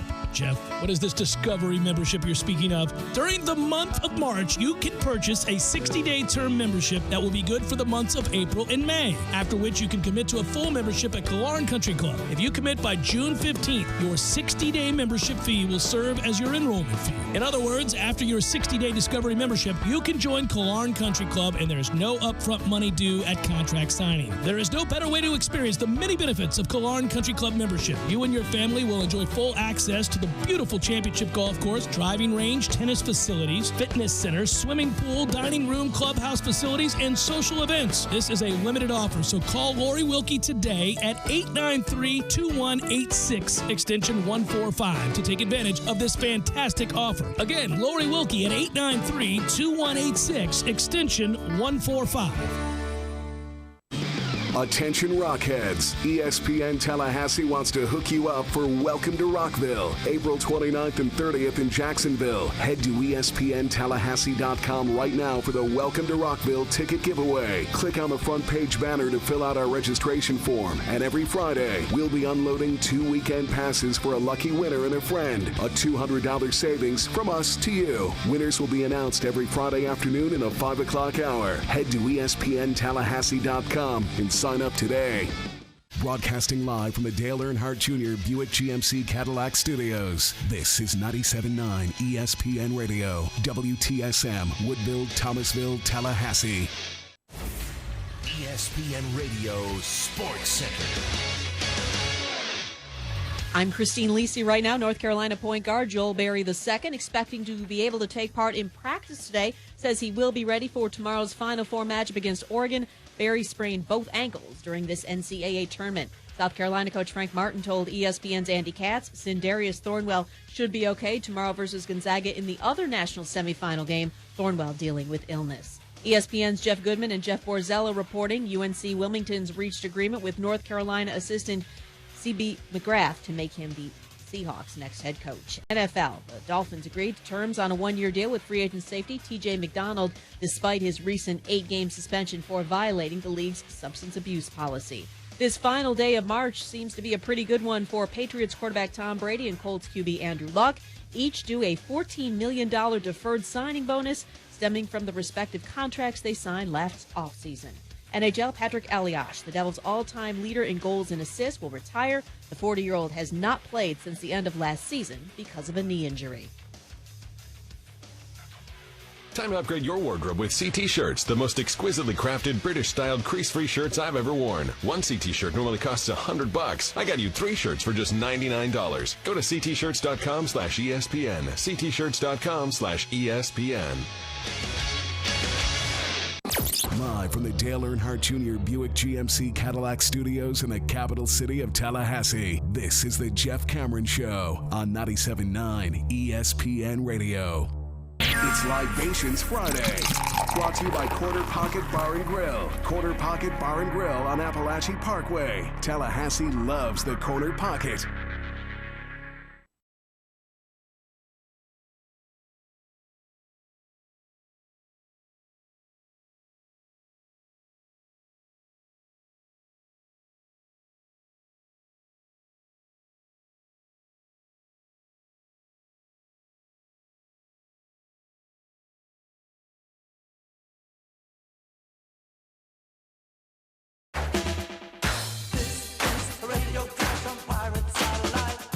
Final hour of the Jeff Cameron Show, at least for this week. Thanks so much for tuning to it, and a fine Libations Friday to you and yours. I'm Jeff.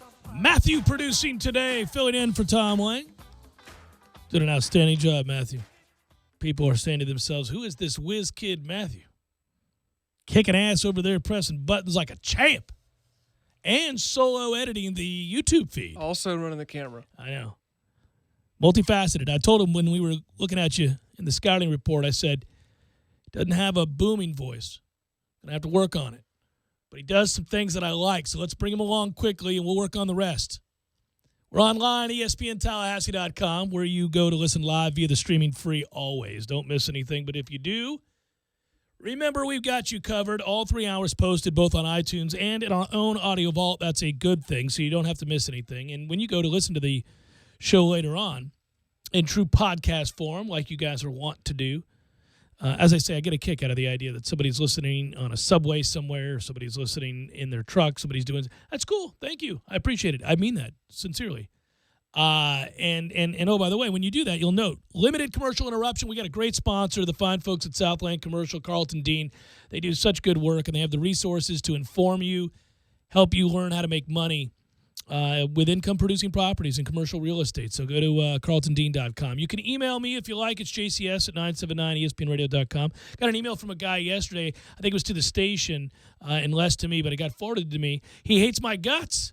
That's a good email. He thought I was the worst radio talk show host in America, I think he said, and that he likes everybody else but me. How about that? So those emails, greatly appreciated, jcs@979espnradio.com. I also greatly appreciate, maybe even a tad more, the ones that say, you're really great, Cameron. I love you. Did that email come in before or after 2 a.m.? Ooh, I didn't look at the timestamp. Good call. Probably should have done that. No, I think the guy's name was Mike. Mike, you hate me. Message received. Thanks for listening. On Twitter, it's @JCameronShow. WTSM app is also free. So, see, really, there's no reason. There's no effing reason that you can't get caught up or listen live or do what you're going to do. Final Four this weekend should be fun, right? I'm rooting for South Carolina. I don't care who you're rooting for. I'm rooting for South Carolina because they have no business winning the national championship. Maybe you could say that about Oregon, but Oregon was good all year long. They just happened to lose an important big, before all of this. But when I do we always have fun. You got to watch the games, but you can look at the efficiency ratings and the advanced metrics. And you know what's great? Look, South Carolina was always good defensively. Number 2 in the country. And they've continued to play great defense. But, man, they couldn't score a lick. And that's why they got bounced in the first round of the SEC tournament. That's why they lost, I think, 7-8 games in the SEC, and it wasn't a very good conference. I know they had a good tournament. So it's amazing to see the turnaround. They are scoring in a way that they haven't scored all year long in this tournament. And good for them. Listen, I say it all the time. People outperform their stats sometimes in these tournaments. And when they do that, you can go on a roll. And other times you have a game where you certainly underperform in those stats and you're out the tournament and your whole season is a wash, and it's frustrating. But I do think that anytime you're watching a team like South Carolina, who was good but not great during the regular season, and then you watch them score the way they did against Duke, for example. Think about this. 65 points in the second half against Duke. And I think I read they had 10 games this year alone where they didn't score 65 total in a game. And then they do that to Duke in the second half. Which, fine, screw Duke. It's great. But it is a testament to somewhat of the flukiness that we've seen. Gonzaga's been a good team, statistically speaking, as we look at these Final Four teams, all year long. Really, they are the advanced metrics Ken Pom darlings. They did everything really well. And, it's cool to watch a team that has a toughness and a finesse, a skill to go along with it. And, they haven't been real good in this tournament offensively. They can be a lot better. Now would be a good time to do it. They were able to kind of go out there and play well defensively while not playing all that well offensively and get by and get to their first Final Four. If they put it all together, they could win the national championship. North Carolina, we don't even need to preview. You know what North Carolina does. They're deep. They beat the hell out of you on the boards. They rebound their own misses. It's remarkable. They're supposed to be here. They were predicted to be here. They were just here last year. And so there you have it. And then there's Oregon, like I said. Fun team, Tyler Dorsey, really cool. He's only 6'4". They were great all year long, and I thought when they lost the big, they might be done. But they've played with heart, and the Bouchard kid going down, I thought, they're screwed. But they've been great, and so they've been a fun team to root for. I think, you look at some of the guys taking advantage of opportunities because of the need to step up and play more minutes off that bench with the injuries that Oregon's had. You can never predict going into a tournament how a kid's going to play, and he's asked to play extended minutes. But they've had 3 guys play more minutes than they're accustomed to, and all of them have played very, very well in this tournament. So we get set for the Final Four. I don't know who you're rooting for, but I'm pulling for South Carolina. They reached their first ever Elite Eight, their first ever Final Four. What the hell? Go all the way. There always seems to be that one player in the NCAA tournament who goes nuts. And Thornwell's that person this year. Yeah, he's fun, isn't he? Yeah, and a cool name, and just a fun team. I've had fun watching them. I don't have a team in this Final Four that I care anything about at all, in terms of fandom, or I was on them early in the year. I kind of was on Oregon a little, especially for these parts, maybe a little bit sooner than some. And some of that was luck. I got a buddy who graduated from Oregon who loves Oregon. If I'm flipping around and I'm up late at night and they're on because of him, I'll watch a little bit. And they actually intrigued me. They've been good, really good for several years now. So I would watch laying in bed, and I thought, wow, they're problematic. They hit big shots in big moments, and they have against good teams all year long. So I thought this might be in them. But then again, when injury occurred, I didn't think. You lose one of your better players, you're a forward to a torn ACL going into the tournament. You don't figure that they're going to be great, but they have been, so good for them. Florida State baseball in about an hour. This is a huge series against North Carolina. Touched on it earlier, last hour if you missed in the 4 o'clock hour, we had Eric Llewellyn on. You may want to go back and find that interview. It's a good 30 minutes long. Just kind of talking about the woes to this point of the season. They haven't performed as well as we thought they would. A lot of that has to do with an inconsistency in the lineup. Your stars haven't played like stars, and you haven't been able to get Mendoza back. You've been a little iffy out of the bullpen. Little is an understatement. Very iffy out of the bullpen. So, got to get better. I don't know that they get right this weekend because you're facing a pitching staff in North Carolina that's top 5 in the country. They've got an ace that's 4-0 with a 0.90, and he throws 100. He'll go tonight. Good luck with that. Team struggling to hit. Face that. That could hurt your feelings. We'll see. But I will say this. Florida State always plays well at home. And if they take 2 of 3 from Carolina here, good start to a stretch of really tough baseball where you can use it as opportunity to gain that confidence that you've been lacking. Or it can send you into a spiral that we haven't seen around here in a long time. And if that happens, it'll be an interesting talking point. We'll wait till Tuesday to get to that because here's the deal. They're right now outside the top 8. They are not a top 8 national seed. They're not even close. Is it still within their grasp? Well, given that level of competition that's coming up, yes, they could get there. They got to start winning games, though. It's as simple as that. We can talk about potential and what's going to happen when Mendoza comes back, and if Wall starts hitting the way he can, and Hudson, they stay healthy, they get some guys back. We can do that, but in the end of the day, got to start winning some games. Got to play better. Cal Raleigh hasn't played. Got to get him playing. These guys have got to play better. Let's see if they do. The kid tonight, Bukauskas, if you like professional baseball, get a good look at him.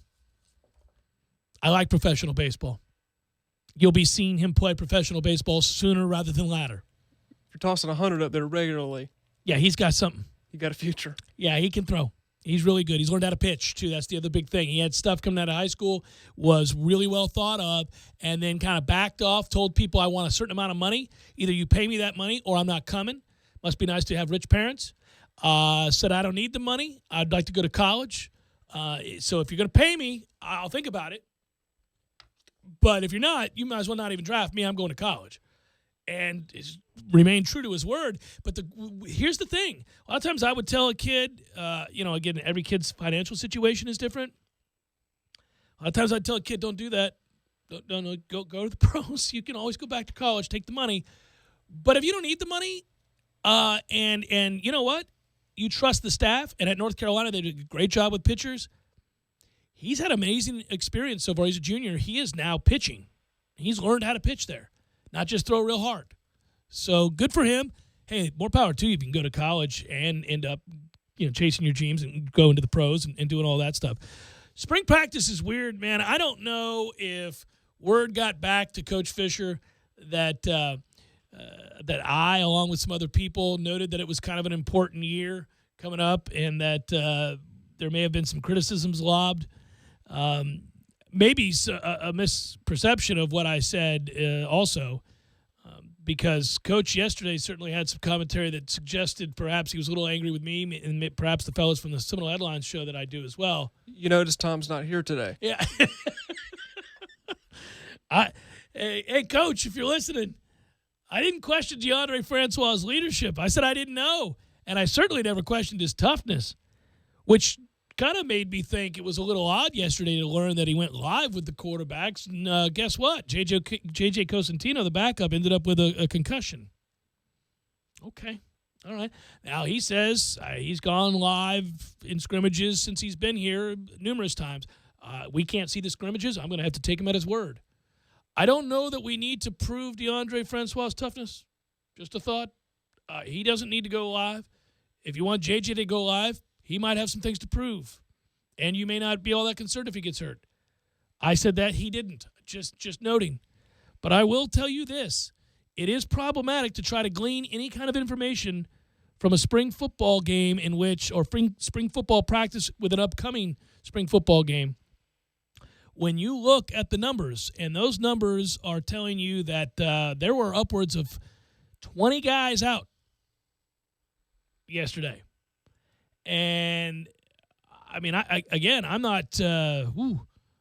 think that when you look at the depth chart and you see all of these guys that are out, you're losing linemen left and right. Pacelli's out for the rest of the spring. On the defensive side, Noddy went down. Hey, no. What are we doing here? Now, they already know he can play, so him missing spring isn't the end of the world. But you've got Leonard, a tackle. He goes, your offensive tackle, he goes down. He's got a hamstring issue or something like that. Who's playing? Tough to get a lot out of spring when so many guys are out. A lot of teams deal with this. A lot of times there are precautionary measures that are being taken, but you've got some receivers that are dinged. You were already thin there. Gavin hasn't really been able to practice since he got hurt. These are guys that are all having to take steps forward. Spring game talk ramps up more next week, but it's going to be a weird spring game, I think. I at this point, I think a lot of us are just saying, take a deep breath. And let's not get anybody hurt. Because the team's potentially a very, very good team, but you can't do anything if guys are injured going into the fall. Now, we'll see. By the way, LeBron James, can I just say this about the NBA? I know Cleveland keeps losing, and that's everybody wringing their hands. There's still nobody in the East that in a series I'm taking to beat Cleveland. In a series, if you give me a healthy big three for Cleveland, which they should be, Who's beating them? Not Washington. Boston's not beating them. Not yet. Toronto's not beating. Who's beating them? If the Sixers can squeak in. Oh, you. But I'll bring this up. I am paying attention. It's that time of year. And that is that LeBron James, I think I saw this 7th now all-time scoring passing Shaq. Is that right? Did I see that last night? You want to talk about at some point, now's not the time, career retrospective on LeBron James for a guy that came out of high school with the hype that he had, with ESPN attending his high school games, hailing him as the next great one. I have nothing but respect for LeBron James. All this talk about what he is or isn't when it's compared to Jordan, all those things, unnecessary for now. We'll do that at the end of his career. But winning, staying out of trouble, bringing it every night. He has lived up to everything that was ever said about him at the time that he was hyped as the next great phenom coming out of high school. So few people do that. So few people can handle the intense scrutiny and spotlight of expectation of being great when you're 17 years old, 18 years old, without slipping up, especially guys that come from a situation where one of their parents is missing. Didn't have dad around, mom had some issues, and LeBron James still turns out to be that. I marvel at how people criticize that guy. Jeff Cameron Show, 97.9 ESPN Radio.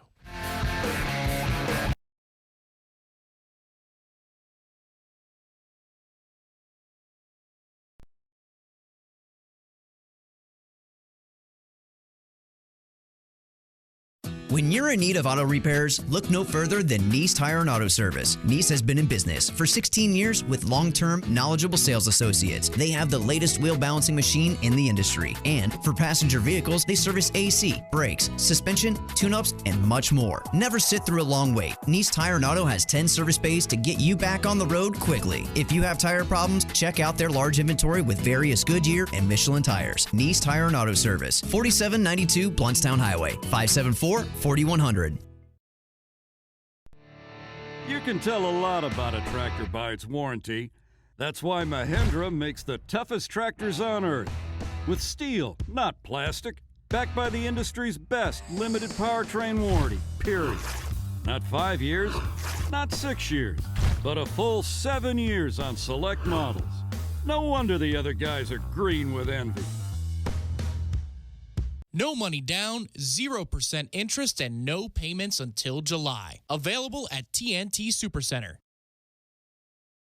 Nice Tire and Auto Service. Nice has been in business for 16 years with long-term, knowledgeable sales associates. They have the latest wheel balancing machine in the industry. And for passenger vehicles, they service AC, brakes, suspension, tune-ups, and much more. Never sit through a long wait. Nice Tire and Auto has 10 service bays to get you back on the road quickly. If you have tire problems, check out their large inventory with various Goodyear and Michelin tires. Nice Tire and Auto Service, 4792 Bluntstown Highway, 574-4100.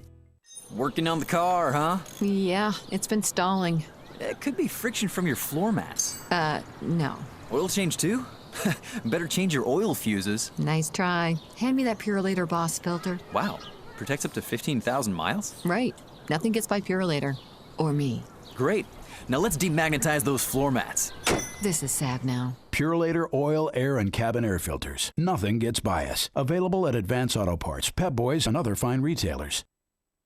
Everyone likes to be recognized and to be shown appreciation for a job well done or service beyond the call of duty. Let Artistic Awards and Engraving provide the perfect award or gift for you. Artistic Awards is family-owned and operated, and they're also veterans. They take pride in providing high-quality professional service and superb craftsmanship. Not only do they have an extensive selection to choose from, they will create a custom piece just for you. So there's no reason to shop anyplace else. Stop by Artistic Awards and Engraving today at 2001 North Monroe Street across from Hooters, or visit them on the web at artisticawardsanengraving.com. This is the Jeff Cameron Show on 97.9 ESPN Radio.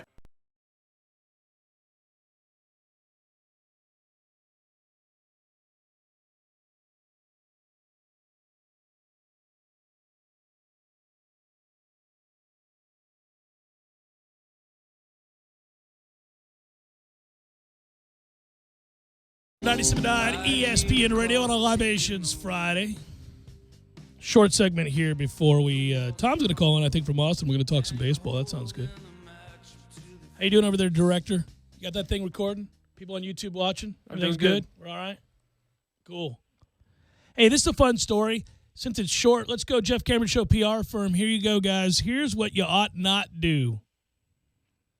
Probably a good idea to mute this individual if I were in charge of advising Penn State. Penn State trustee quoted as saying that he is running out of sympathy for, quote, so-called Sandusky victims. Well, that's cringeworthy as we move forward with the rest of the story. That's a quote. That's a direct quote. My man, going to have to put the censure on you. Going to have to put the censor on you. There's a lot of things you shouldn't say That's regarding this story. That's probably on the top of the list. The highest. A current trustee at Penn State said in an email to the Chronicle of Higher Education that he is losing sympathy for the, quote, so-called victims of sexual abuse by former Nittany Lions assistant Jerry Sandusky. The email was sent to the Chronicle over the weekend and published Thursday as part of a look at the scandal's continuing aftermath. Last week, former Penn State president, Graham Spanier, was found guilty on account of child endangerment over his handling of the child sex abuse complaint against Sandusky. The next day, Albert L. Lord, because of course his name is Albert L. Lord, and he is a trustee, as all people named Albert L. Lord have to be. Their lot in life is cast the second they're named Albert L. Lord. He wrote to the Chronicle the day after and said, hey, I'm running out of sympathy for 35-year-old so-called victims with 7-digit net worth. Well, all right then. Don't understand why they were so prominent in the trial, is what he said. Board of Trustees said, guys, for the record, we don't share Albert's feelings. We still feel for the victims of sexual abuse. We do still have empathy towards those that suffered at the hands of Jerry Sandusky. His comments are personal and do not represent the opinions of the board or the university. That's one board of trustee. The sentiments of the board and the university leadership were expressed in the very first line of the statement released by Penn State after the verdict. First and foremost, our thoughts remain with the victims of Jerry Sandusky. Now, he reiterated that's what the rest of the board of trustees feels. As for Albert, he's a renegade, an anarchist. He says, no, I'm not all that worried about their sexual abuse. Here's your problem. Unlike Mr. Lord's situation, the jury understood how Graham Spanier's failure to act was kind of a problem with a predator in the midst because he went on to create more harm. During the trial, prosecutors revealed an email chain in which the former athletic director, Tim Curley, and vice president of the university, Gary Schultz, both of whom pled guilty to similar charges before the trial even started, they informed Spanier of a 2001 incident in which Penn State grad assistant Mike McQueary, we know that situation, witnessed the abuse in the shower, etc. During the emails, which they presented last week, showed the three men ultimately decided not to report the incident, with President Spanier concluding, the only downside for us is if this message isn't heard and acted upon, we then become vulnerable for not having reported it. So he knew. He knew what he was doing. They were worried about the image. But it's good to know Graham Spanier has a supporter in Lord Albert. Lord Albert is about tired of you 35-year-old so-called victims at Penn State. Happier subject, it's baseball. Coming up next, Jeff Cameron Show 97.9 ESPN Radio.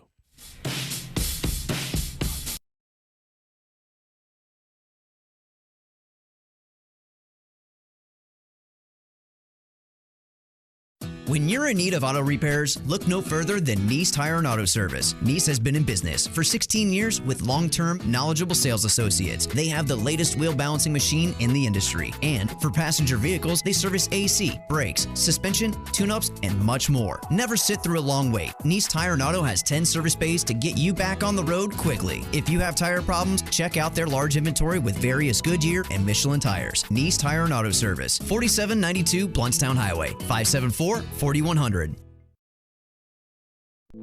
You put your mower through a lot. All that back and forth can add up to thousands of miles. That's like mowing cross country. Gravely commercial mowers are built for all-day performance, helping you get the job done mile after mile. Gravely, built to mow the distance. Get your Gravely motor only at TNT Supercenter, your one-stop shop for work or play. 14585 Highway 19 South, Thomasville, Georgia. TNTSupercenter.com. Tailgate event at the Garden Gold Spring Football Game on Saturday, April 8th from 10 a.m. to 3 p.m. I'm the Tallahassee Quarterback Club President Johnny Devine, inviting you to come learn more about the prestigious Tallahassee Quarterback Club while enjoying some free beer, soft drinks, delicious food, meet former FSU players, and enjoy live music from the band Houston D's. It's free and a fun way to kick off the Noles 2017 season. Invite your friends and join us at the Tallahassee Quarterback Club Spring Tailgate event, 10 a.m. to 3 p.m., right near the entrance of Dick Hauser Stadium. See you there. Attention Rockheads, ESPN Tallahassee wants to hook you up for Welcome to Rockville, April 29th and 30th in Jacksonville. Head to ESPNTallahassee.com right now for the Welcome to Rockville ticket giveaway. Click on the front page banner to fill out our registration form. And every Friday, we'll be unloading 2 weekend passes for a lucky winner and a friend. A $200 savings from us to you. Winners will be announced every Friday afternoon in a 5 o'clock hour. Head to ESPNTallahassee.com and sign up today. It's time to catch some March Madness, and there's no better place to eat, drink, and watch basketball than Miller's Ale House on Appalachie Parkway. Miller's Ale House has over 60 crystal clear TVs, so there isn't a bad seat in the house. Hungry? Whether you have a taste for steak, seafood, or wings, Miller's Ale House has it all. From center-cut sirloin and original pastas to fresh salads and favorites like Miller's Signature Zingers tossed in your favorite sauce. Miller's Ale House has a full bar serving more than 75 beers, plus wine and liquors. So if you're feeling the madness, Miller's Ale House is the place for you. Miller's Ale House on Appalachie Parkway, a real good place to catch a good time. Live from the Dale Earnhardt Jr. Buick GMC Cadillac Studios in the capital city of Tallahassee, this is the Jeff Cameron Show on 97.9 ESPN Radio. It's Libations Friday, brought to you by Corner Pocket Bar and Grill. Corner Pocket Bar and Grill on Appalachie Parkway. Tallahassee loves the Corner Pocket.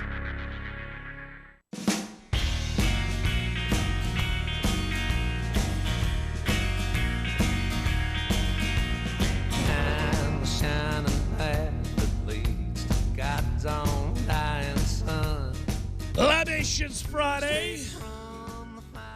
Loosey goosey. Probably looser for some of you right now than it is for me. I'm working here. Tom Lang is in Austin, but he wants to join the festivities. Me and Matthew here in Tallahassee and talk baseball because, as you guys well know, on Monday we're going to be at the Corner Pocket for opening day, and opening day kicks ass. And it's going to kick ass at the Corner Pocket Bar and Grill, where you'll be able to get $2 hot dogs all day and $2 drafts. I think it's Budweiser. Is that right, Tom? Well, it could be an ice cold Budweiser, maybe a tall one. Yeah. How's Austin? It's gorgeous. You know, we had great weather last weekend in Tallahassee. I guess it followed me out here to the Central Time Zone. It is outstanding. I went by the practice bubble today, the Texas Longhorns practice bubble, and their facilities aren't that nice, man. They really aren't. And they should be. They've got a ton of money. And, I think it's everything about the University of Texas that should be. We're always talking about what ought to be at Texas, but never about what is, which is, average football, average facilities, you name it.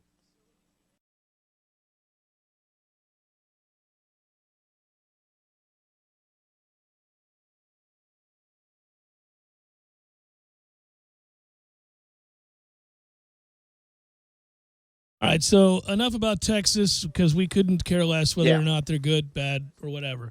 What we do care about is baseball. And here's my thought on this. And, Matthew, you can weigh in, too, with me and Tom. First of all, hey, I don't know if you guys saw this. It's something to behold. And it's one of Matthew's guys. The Phillies' Brock Stassi made his first ever Major League roster.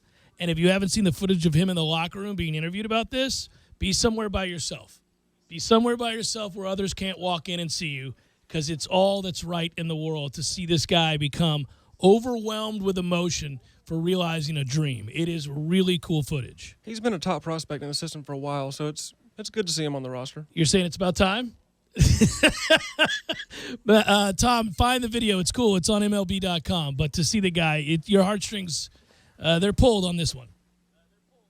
Well, I'm recording from a closet right now, Jeff. That's the quiet space. So I suppose right after we're done, I could just watch it in here because I'm very much alone. I was going to say, where's he going? Closet talk on a Friday. What are we doing? We've got baseball to discuss here. Oh, no, none of that. Just baseball. Something about being in Austin has compelled Tom. Here we are. All right. So here's my talking point on the entirety of the season and opening day and all of this. Look, man, all right, I got a heart. Even though they're in my division, I still had a heart and somewhat felt relieved for some of my friends that have been lifelong Cubs fans that they cashed it in with that elite team a year ago, and the Wicked Witch is dead and the curse is gone. But you know what? It didn't take long for me to say, okay, well, that a boy, good on you. Congratulations. Now go to hell. That story has to shift immediately from aren't the Cubs a nice little story to welcome to everybody hates the freaking Cubs. I tend to agree with you, and Joe Madden tried to continue the curse, but it didn't happen. And for me, as somebody who's a fan of a team that's going to be a contender this year, absolutely. I hope their starting rotation looks like the way it should have to start last year. I mean, come on now. With all that they have in the lineup, they're going to set records for ERA for 2 or 3 guys who are going to have career years. No, I'm done with them. I think the world is done with them. It's much like the Red Sox were after 2004. That was really awesome that it happened, and they broke the curse by beating the Yankees down 3-0 in the ALCS. But then after that, 1 year later, they're coming down to St. Pete, and they're just the most annoying people in the world, and they should be hated. It's funny how many people hate Red Sox fans, and I'm always the guy that defends Red Sox fans because I have 2 dear friends and a wife who love the Red Sox. And we have a mutual friend who loves the Red Sox, our own TPE. And so I know enough cool people, including my brother and others, that love the Red Sox. And I'm like, well, let's go easy on the Red Sox. But the rest of the world, baseball-loving world anyhow, hates the Red Sox because I think it's because not only are they just avid fans, but they didn't stop winning there. They kept winning. And so we were done hearing about how long they suffered because they just kept winning World Series. Well, it's kind of like, your dad and being a lifelong Giants fan, and when they get one, you're just so happy for them. But then every even year, it seems that they're going to win a World Series. You say, okay, enough is enough. Well, and here's the problem with the Cubs, for example. Bringing it back, there's nobody not picking the Cubs, which understandably so. And I think there's a very good chance with Kyle Schwarber back in the lineup that they set every offensive record, runs record anyhow, Major League Baseball has to offer. I mean, there's no reason the Cubs ought not just score 900 runs, for real. Yeah, but the good news is he has to play in the field. So, he kind of sucks defensively, so at least you're trading off something there. And could Jason Hayward actually have a good year? Because if he does, then they're going to win the World Series. No, they won it despite him not having a good year, and they add offense, and he can't play any worse. Matthew, give me a surprise team. See, I put him on the spot. A team that nobody's picking that maybe would even be refreshing to see. Could the Marlins be a team if Christian Yelich is a 330 home run guy? Meaning he hits 300, hits 30 home runs. I don't think so. The division's too good. I agree. I'll go with the Rockies. I thought for sure you were going to say the Phillies, but no, it's geez. more Arenado love. For those that don't know, he's got an infatuation with Arenado that won't quit. And even in the midst of the WBC, when Arenado couldn't buy a hit, he was still defending that loser who was trying to bring America down. He got them 2 hits at the end. Well, it won't be my Pirates. How many wins for the Mets? Honestly, I'm feeling quite bullish about the Mets, even though Steven Matz continues to be a bit soft, and he's going to be shut down for 3 weeks despite there being no structural damage in his left throwing arm and elbow areas. I think they're going to win 91 games this year, and I think they're going to take the NL East, and then from there it's a crapshoot in the playoffs. Are the Rays going to be any good? I think they will be. Chris Archer was terrible last year, and the guess would be that he'll be a far cry better this year. He didn't get much help last year, and in the second half of the season, he was not bad. He had 3.25 in the second half after being just dreadful. I actually think they could be the surprise team. Everybody's going to talk about the Yankees because they're fun again to some extent. People will talk about the Red Sox because of the Red Sox, and the Orioles score a ton of runs and hit a lot of home runs. But the Rays actually can pitch, especially if he does, and they're kind of a fun team to watch. They may not be bad. Well, okay, if you're looking for surprise teams, honestly, I'd list, your Pirates as a candidate there because everybody's talking about the Cubs, and if they're not talking about the Cubs, they're talking about the Cardinals. But it's true, the AL East, I think, is going to be the most entertaining division in the sport, and it has been the last couple of years where 1 through 5, they're within 6-7 games at the end of August, early September. I think that's going to be the case again because you're not listening to Blue Jays who can score like crazy, and obviously Stroman is going to be flying high into the season after what he did in the World Baseball Classic. That division is completely loaded, and I think that even though 88, 89 wins might win the division, it won't be because they're a bunch of mediocre teams. It's going to be because they're a bunch of good teams playing each other 18, 19 times a season. Matthew, do you think Trout's best season? Because the guy's superhuman, the best player in baseball, and his numbers continue to be somewhat eye-popping, but if we think about how young he was when he came in and where he's emerging now, he should actually have a couple of seasons that lay before him that are better than anything he's done. He came out to start the season, or start the spring training, and said that one of his goals this season was to steal 40 bases. So if he starts running again, then sure. So then that means if you're a fantasy baseball player, Trout is again the guy because he's going to run again. And that's why Paul Goldschmidt is so beloved, as we all know, because he hits 30 home runs and he hits for power and average drives and runs, but he continues to run. And that is the other part of the story in baseball is not a lot of the guys that can really hit remain as offensively potent for very long because they just stop running once they start slugging. Do you remember, Tom, has there been a time in your life, our age difference, we're always talking about this, where hit and run, guys taking bases, extra bases, stealing bases was a thing? Because it's now shunned. Yeah, there was with, the Mets actually in 05 and 06. David Wright was a 30-30 player. And then we had Jose Reyes, who at the time, his first time with the Mets, he was as fast as anybody in the game, not named Carl Crawford. And even watching the Rays, for those few years as I was early in undergrad, Crawford would take the extra bag, and certainly Madden would put that kind of stuff in action because their offense needed help. They weren't really all that potent top to bottom. So there have been times, but no, overall, I think I certainly am watching a team right now that's in favor of the 3-run home run and station-to-station baseball. I enjoyed the Royals before we played the Royals a couple of years ago in the World Series. I like that kind of baseball. Runs are more at a premium, so hopefully we see it more across the league. But I think athleticism largely has returned to the game in the last handful of years. Speaking of Carl Crawford, I saw suggested that your boy Starling Marte might be a candidate to go 2060 this year for the first time since Carl Crawford. And I think it's possible. And the other thing I would say is that's the only hope the Pirates have is that they do have the best outfield in baseball. If Kutch is even decent, they have that. And Marte is emerging as a superstar. You know what's fun?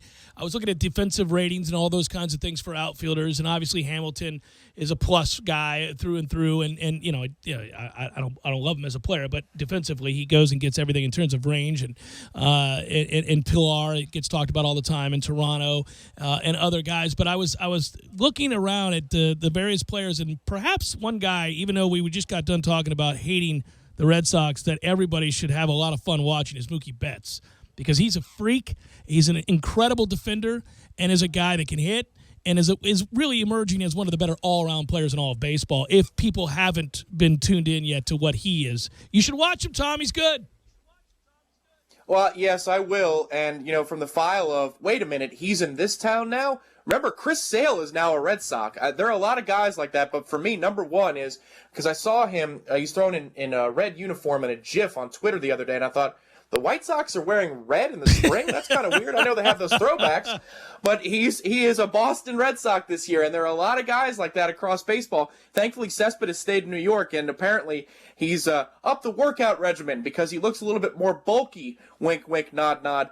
But as we get used to new faces and new places, Bartolo Colon is a Brave, R.A. Dickey is a Brave, Chris Sale is a Red Sox. There are a bunch of guys like that we're going to have to remind ourselves the first week or two. Every year that happens. By the way, when I was bringing up the other stuff about whether or not we'll see guys run again, I did it partly because, as you noted correctly, Tom, athleticism has returned to baseball, and you see it everywhere, especially in outfields, and there's just no reason not to see guys run. I understand the fear of running out of innings and so forth, but you put pressure on defenses, and it's worked. Go back to the Angels World Series when they won it and how many times they took the extra base. The Royals, you just mentioned, did that an awful lot. You got guys that can hit for power and can really run.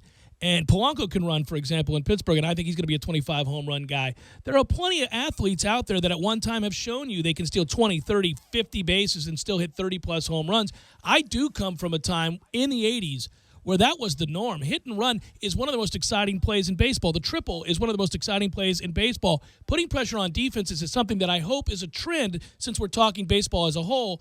I think that they're always so desperate to find action and to create something that gives them less downtime. Man, have guys go. Put guys in motion. Well, I think it's a really weird time for the game, though, because strikeouts are obviously up like crazy. You're seeing velocity numbers, and you cited those a month, 2 months ago, about how many pitchers are able to throw at certain benchmarks in the upper 90s, 100-mile-an-hour pitches in a season. And then home runs are back up. We talked about that last year. Home runs are on the rise again. There is an element of the Players Association that's weary of steroids, PEDs of some variety returning to the game en masse, but yet run production isn't up. So it's a really weird time in the game where there's a lot of slugging going on, not a whole lot of running going on, and the overall output in runs scored isn't up commensurate with the output in home runs going up. It's just a weird time in the game overall. Give me your World Series winner. How about them apples? I think the New York Mets are going to win the World Series, Jeff. You know I never, ever do that. I never pick my own team. But I really believe that this team can hit against lefties, it can hit against righties, and they have 7 good starters. Yeah, we're going to lose 2 or 3 over the course of the season. And if we're truly the Mets, we're going to lose 5 of those 7 guys. But, I mean, this team is as deep as any I've seen. If the bullpen is average to above average throughout the year, they're going to win enough to be in the conversation. I think they're going to get it done. Matthew. Perhaps shockingly, I am also picking the New York Mets over the Houston Astros. Over the Houston Astros. All right, I like it. So you feel that good about the Astros pitching. We all know they can hit. You think they'll be fine pitching. All right. So he's got – now how about that for old school? We all remember one of the great series of all time happened in the NLCS between the Astros and the Mets. But now it would be a World Series between the Astros and the Mets. So all of the pressure shifts onto your New York Mets since, it's just commonplace for people now to believe the Mets are going to win the World Series. Nobody's picking the Mets except 2 people on this show. I think some people are picking the Mets. I wouldn't say nobody's picking the Mets. Do we want to do this? Let's do this more traditionally. Let's just go. Quick, AL East, winners. Okay, me? If it's me, then I'm saying give me it's the going division to be winner. Yeah. The Red Sox. Yeah, Red Sox. Red Sox. Red Sox. All right, keep it rolling. AL Central, I'll go Indians. Indians. All right, all Indians. Nobody thinks Kansas City. Nobody thinks Detroit. Okay. West, I'm going to take Texas. Houston. I was going to say, you kind of have to go Houston there. All right, East, I'm going to go Nats. You 2 are going Mets. Yep. Central, I'm going to go Cubs. I'm going to go Cardinals. You crack addict. All right, so what do you Cubs. Go? Cubs. West, we all go Dodgers. Yeah. Yep.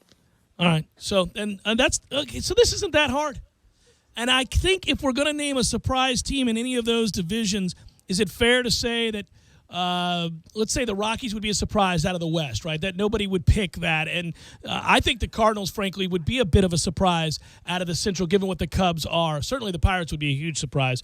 The Mets aren't a surprise if they win. The East, can anybody compete besides the Nats and the Mets? Maybe the Marlins. I don't see it. And I would say the real surprise that lies in wait is, and it's possible, the Mariners, because I do it every year. It is tradition. The Mariners, and I believe it, could actually win the AL West, and it would not surprise me. So I'll go Mariners as my surprise team in Major League Baseball this year.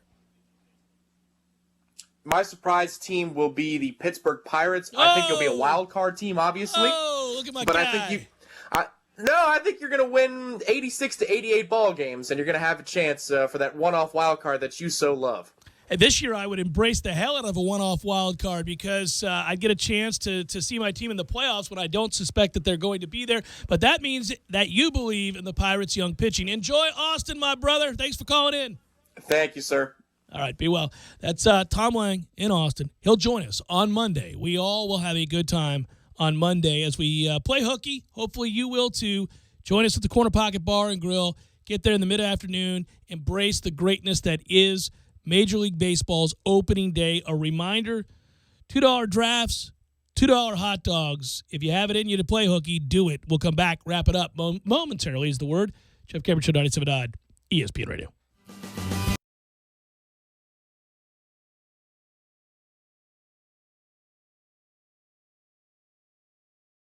When you're in need of auto repairs, look no further than Nice Tire and Auto Service. Nice has been in business for 16 years with long-term, knowledgeable sales associates. They have the latest wheel balancing machine in the industry. And for passenger vehicles, they service AC, brakes, suspension, tune-ups, and much more. Never sit through a long wait. Nice Tire and Auto has 10 service bays to get you back on the road quickly. If you have tire problems, check out their large inventory with various Goodyear and Michelin tires. Nice Tire and Auto Service, 4792 Bluntstown Highway, 574-4100.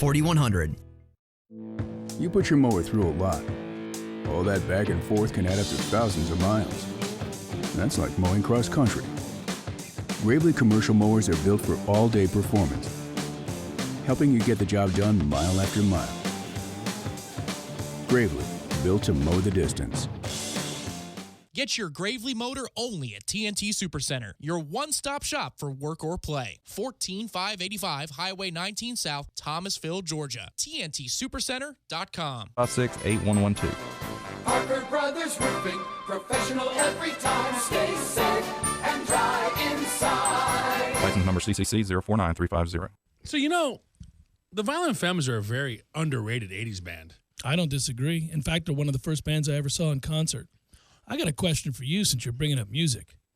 Yay or nay on Skid Row? Sebastian Bach.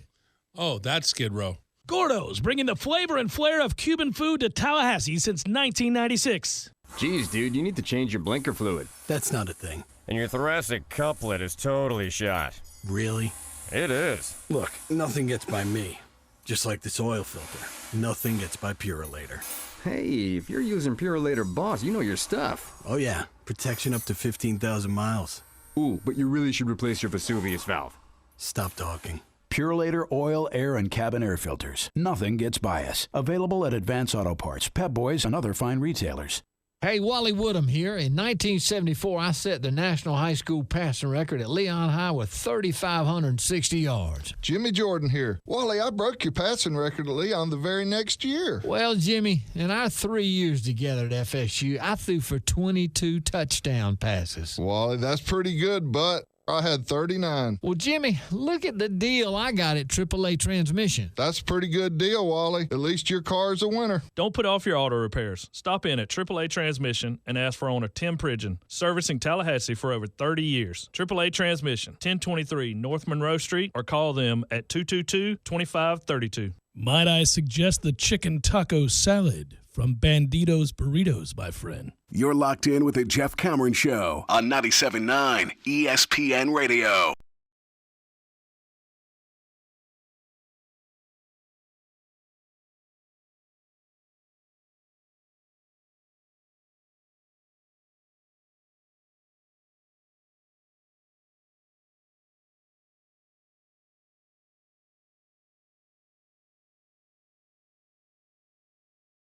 Weekend begins, and it starts at Dick Howser Stadium, Mike Martin Field, in mere moments. Florida State, North Carolina, and last hour we had Eric Llewellyn on. If you missed that interview, a lengthy one, a good one, a thorough, kind of long-form, 30-minute look at Florida State baseball and where they're at so far this season. And where they're at, frankly, is at a disappointing place based on preseason expectations. And it's frustrating to see that team struggle the way that they have. But I think it's more frustrating, not because the record isn't what I'd like it to be. Records at this point of the year I can live with. It's because they haven't been healthy, and the good players, the guys you had coming back that you were pretty sure about, have really kind of let you down. And you know, that's the frustrating aspect. I mean, Dylan Busby has struggled with health, hasn't been the same player that he was a year ago. Taylor Walls gets on base but is not nearly the hitter he was a year ago. Cal Raleigh, who I thought was immune to having any sort of a sophomore slump or any kind of a year where he would look this bad. I mean, Cal Raleigh right now, folks, is hitting .235. This is a guy that is a line drive machine. And I think early in the year it clearly hurt him because, and what I mean by that, the start to the year hurt him. You heard Eric mention he started 1 for 17, really scuffled out the gates. Well, if you go back to those early games, and I was at a few of those, Adam balls, he was a victim. You see this happen sometimes when you look at batting average of balls put in play. He was very, very, very low on the most possible outcomes. It seemed really unlucky. He hit 6 balls that are doubles that end up being 2 of which are just absolute, circus acts catches in the outfield. And then a couple more that are right at somebody with the bases loaded that I can think back on. And you always get the sense for a hitter that if a couple of those drop and you clear the bases and you feel good about yourself and you get on a roll, that the next time you step in the batter's box, you feel real good about yourself. But as those catches are made and those opportunities are not cashed in, the more that can become a weight. The more the pressure you can put on yourself becomes too much, where you begin to realize, man, we're now 20 games in. We're 25 games in. I got to start hitting. Well, I got to start hitting is not conducive to hitting. And we've had Dean Palmer on this show and other guys talk about hitting. And it was almost, in some cases, when they reached their wits' end, when they felt like they went to the ballpark with very low expectations, but a very distinct plan, is when they began to hit. When they began to say, you know what, I'm gonna steady lock in on a part of the plate and on a pitch. And if it's there, I'm gonna hammer it. And that's all I need to worry about right now. And anything else, I'm going to let go. And, that can lead to 0 for 4 with 3 strikeouts looking, but it can lead to a few 3 for 4s where you hammer that pitch and you feel good about yourself. Guys are going to adjust, but once that happens, you do the same. Well, he hasn't had that and that run yet that I think that he's going to have. He started to hit, ironically enough, pretty well in conference play.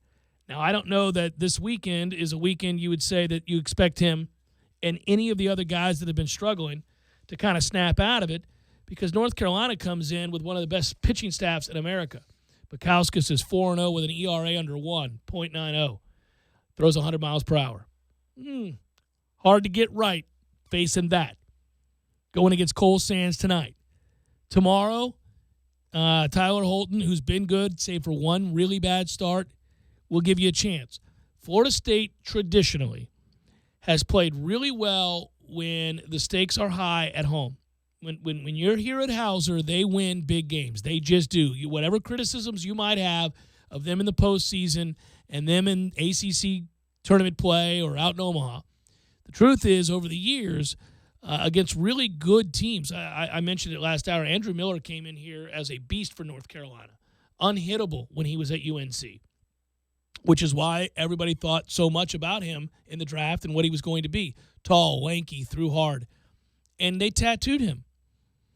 There have been several of those kinds of pitchers, big names, high draft picks to be, velocity, stuff, all of that, come into Howser. The unrelenting crowd. Kids are a little bit more subject to the whims of emotion than professionals. It gets to them. The animals actually work. It does eventually. If you can just carve out a little bit of success early, it can carry you for a weekend. So hopefully it happens. But this team's going to have to get their better players, whether it's Jackson Luke, whether it's Dylan Busby, whether it's Taylor Walls, Cal Raleigh. Stars got to be stars. These guys got to play. And so far, it's been real up and down, both with health and consistency and production. So I don't know that it begins this weekend against a pitching staff that has had its way early in the season with just about everybody they faced. But, boy, if it happens, it can change your outlook on the rest of the way, because this begins a stretch of a ton of games against really good teams. I mean, you go from here to Florida Gulf Coast, who's in the top 20 in the country and already beaten you once, and then when you look on the horizon of the games you got to play against Virginia and Miami and another game against Florida, obviously, then you know that this could spiral into a bad place. But tradition says, and there have been teams that played a lot worse than this through this portion of the season, and right at the moment that I was beginning to doubt that they would keep the streak alive of 40-plus wins in a given year and hosting regionals and all that stuff, was when they turned it on, when they found ways rather improbably to win games, when they got desperate and began to play their best baseball. Let's hope their health returns and their best baseball begins, and that it all coincides with a great second half that begins tonight. I'll see you out at the ballpark. Matthew, great job, of course. Our thanks to Eric Llewellyn, Tom Lane calling in from Austin, and you guys for listening.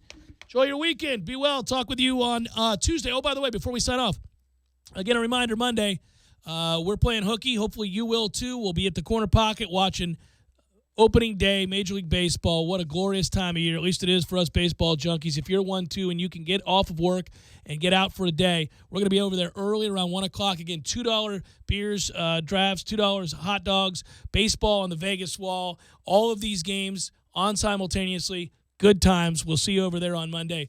Take care, everybody. Have a great weekend.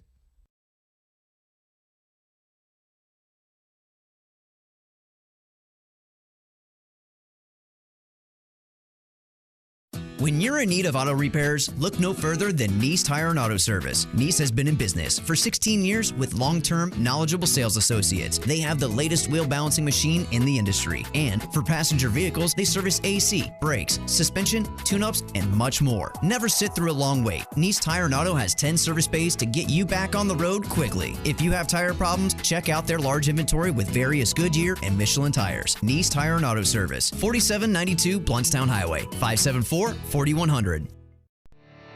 You can tell a lot about a tractor by its warranty. That's why Mahindra makes the toughest tractors on earth. With steel, not plastic. Backed by the industry's best limited powertrain warranty, period. Not 5 years, not 6 years, but a full 7 years on select models. No wonder the other guys are green with envy. No money down, 0% interest, and no payments until July. Available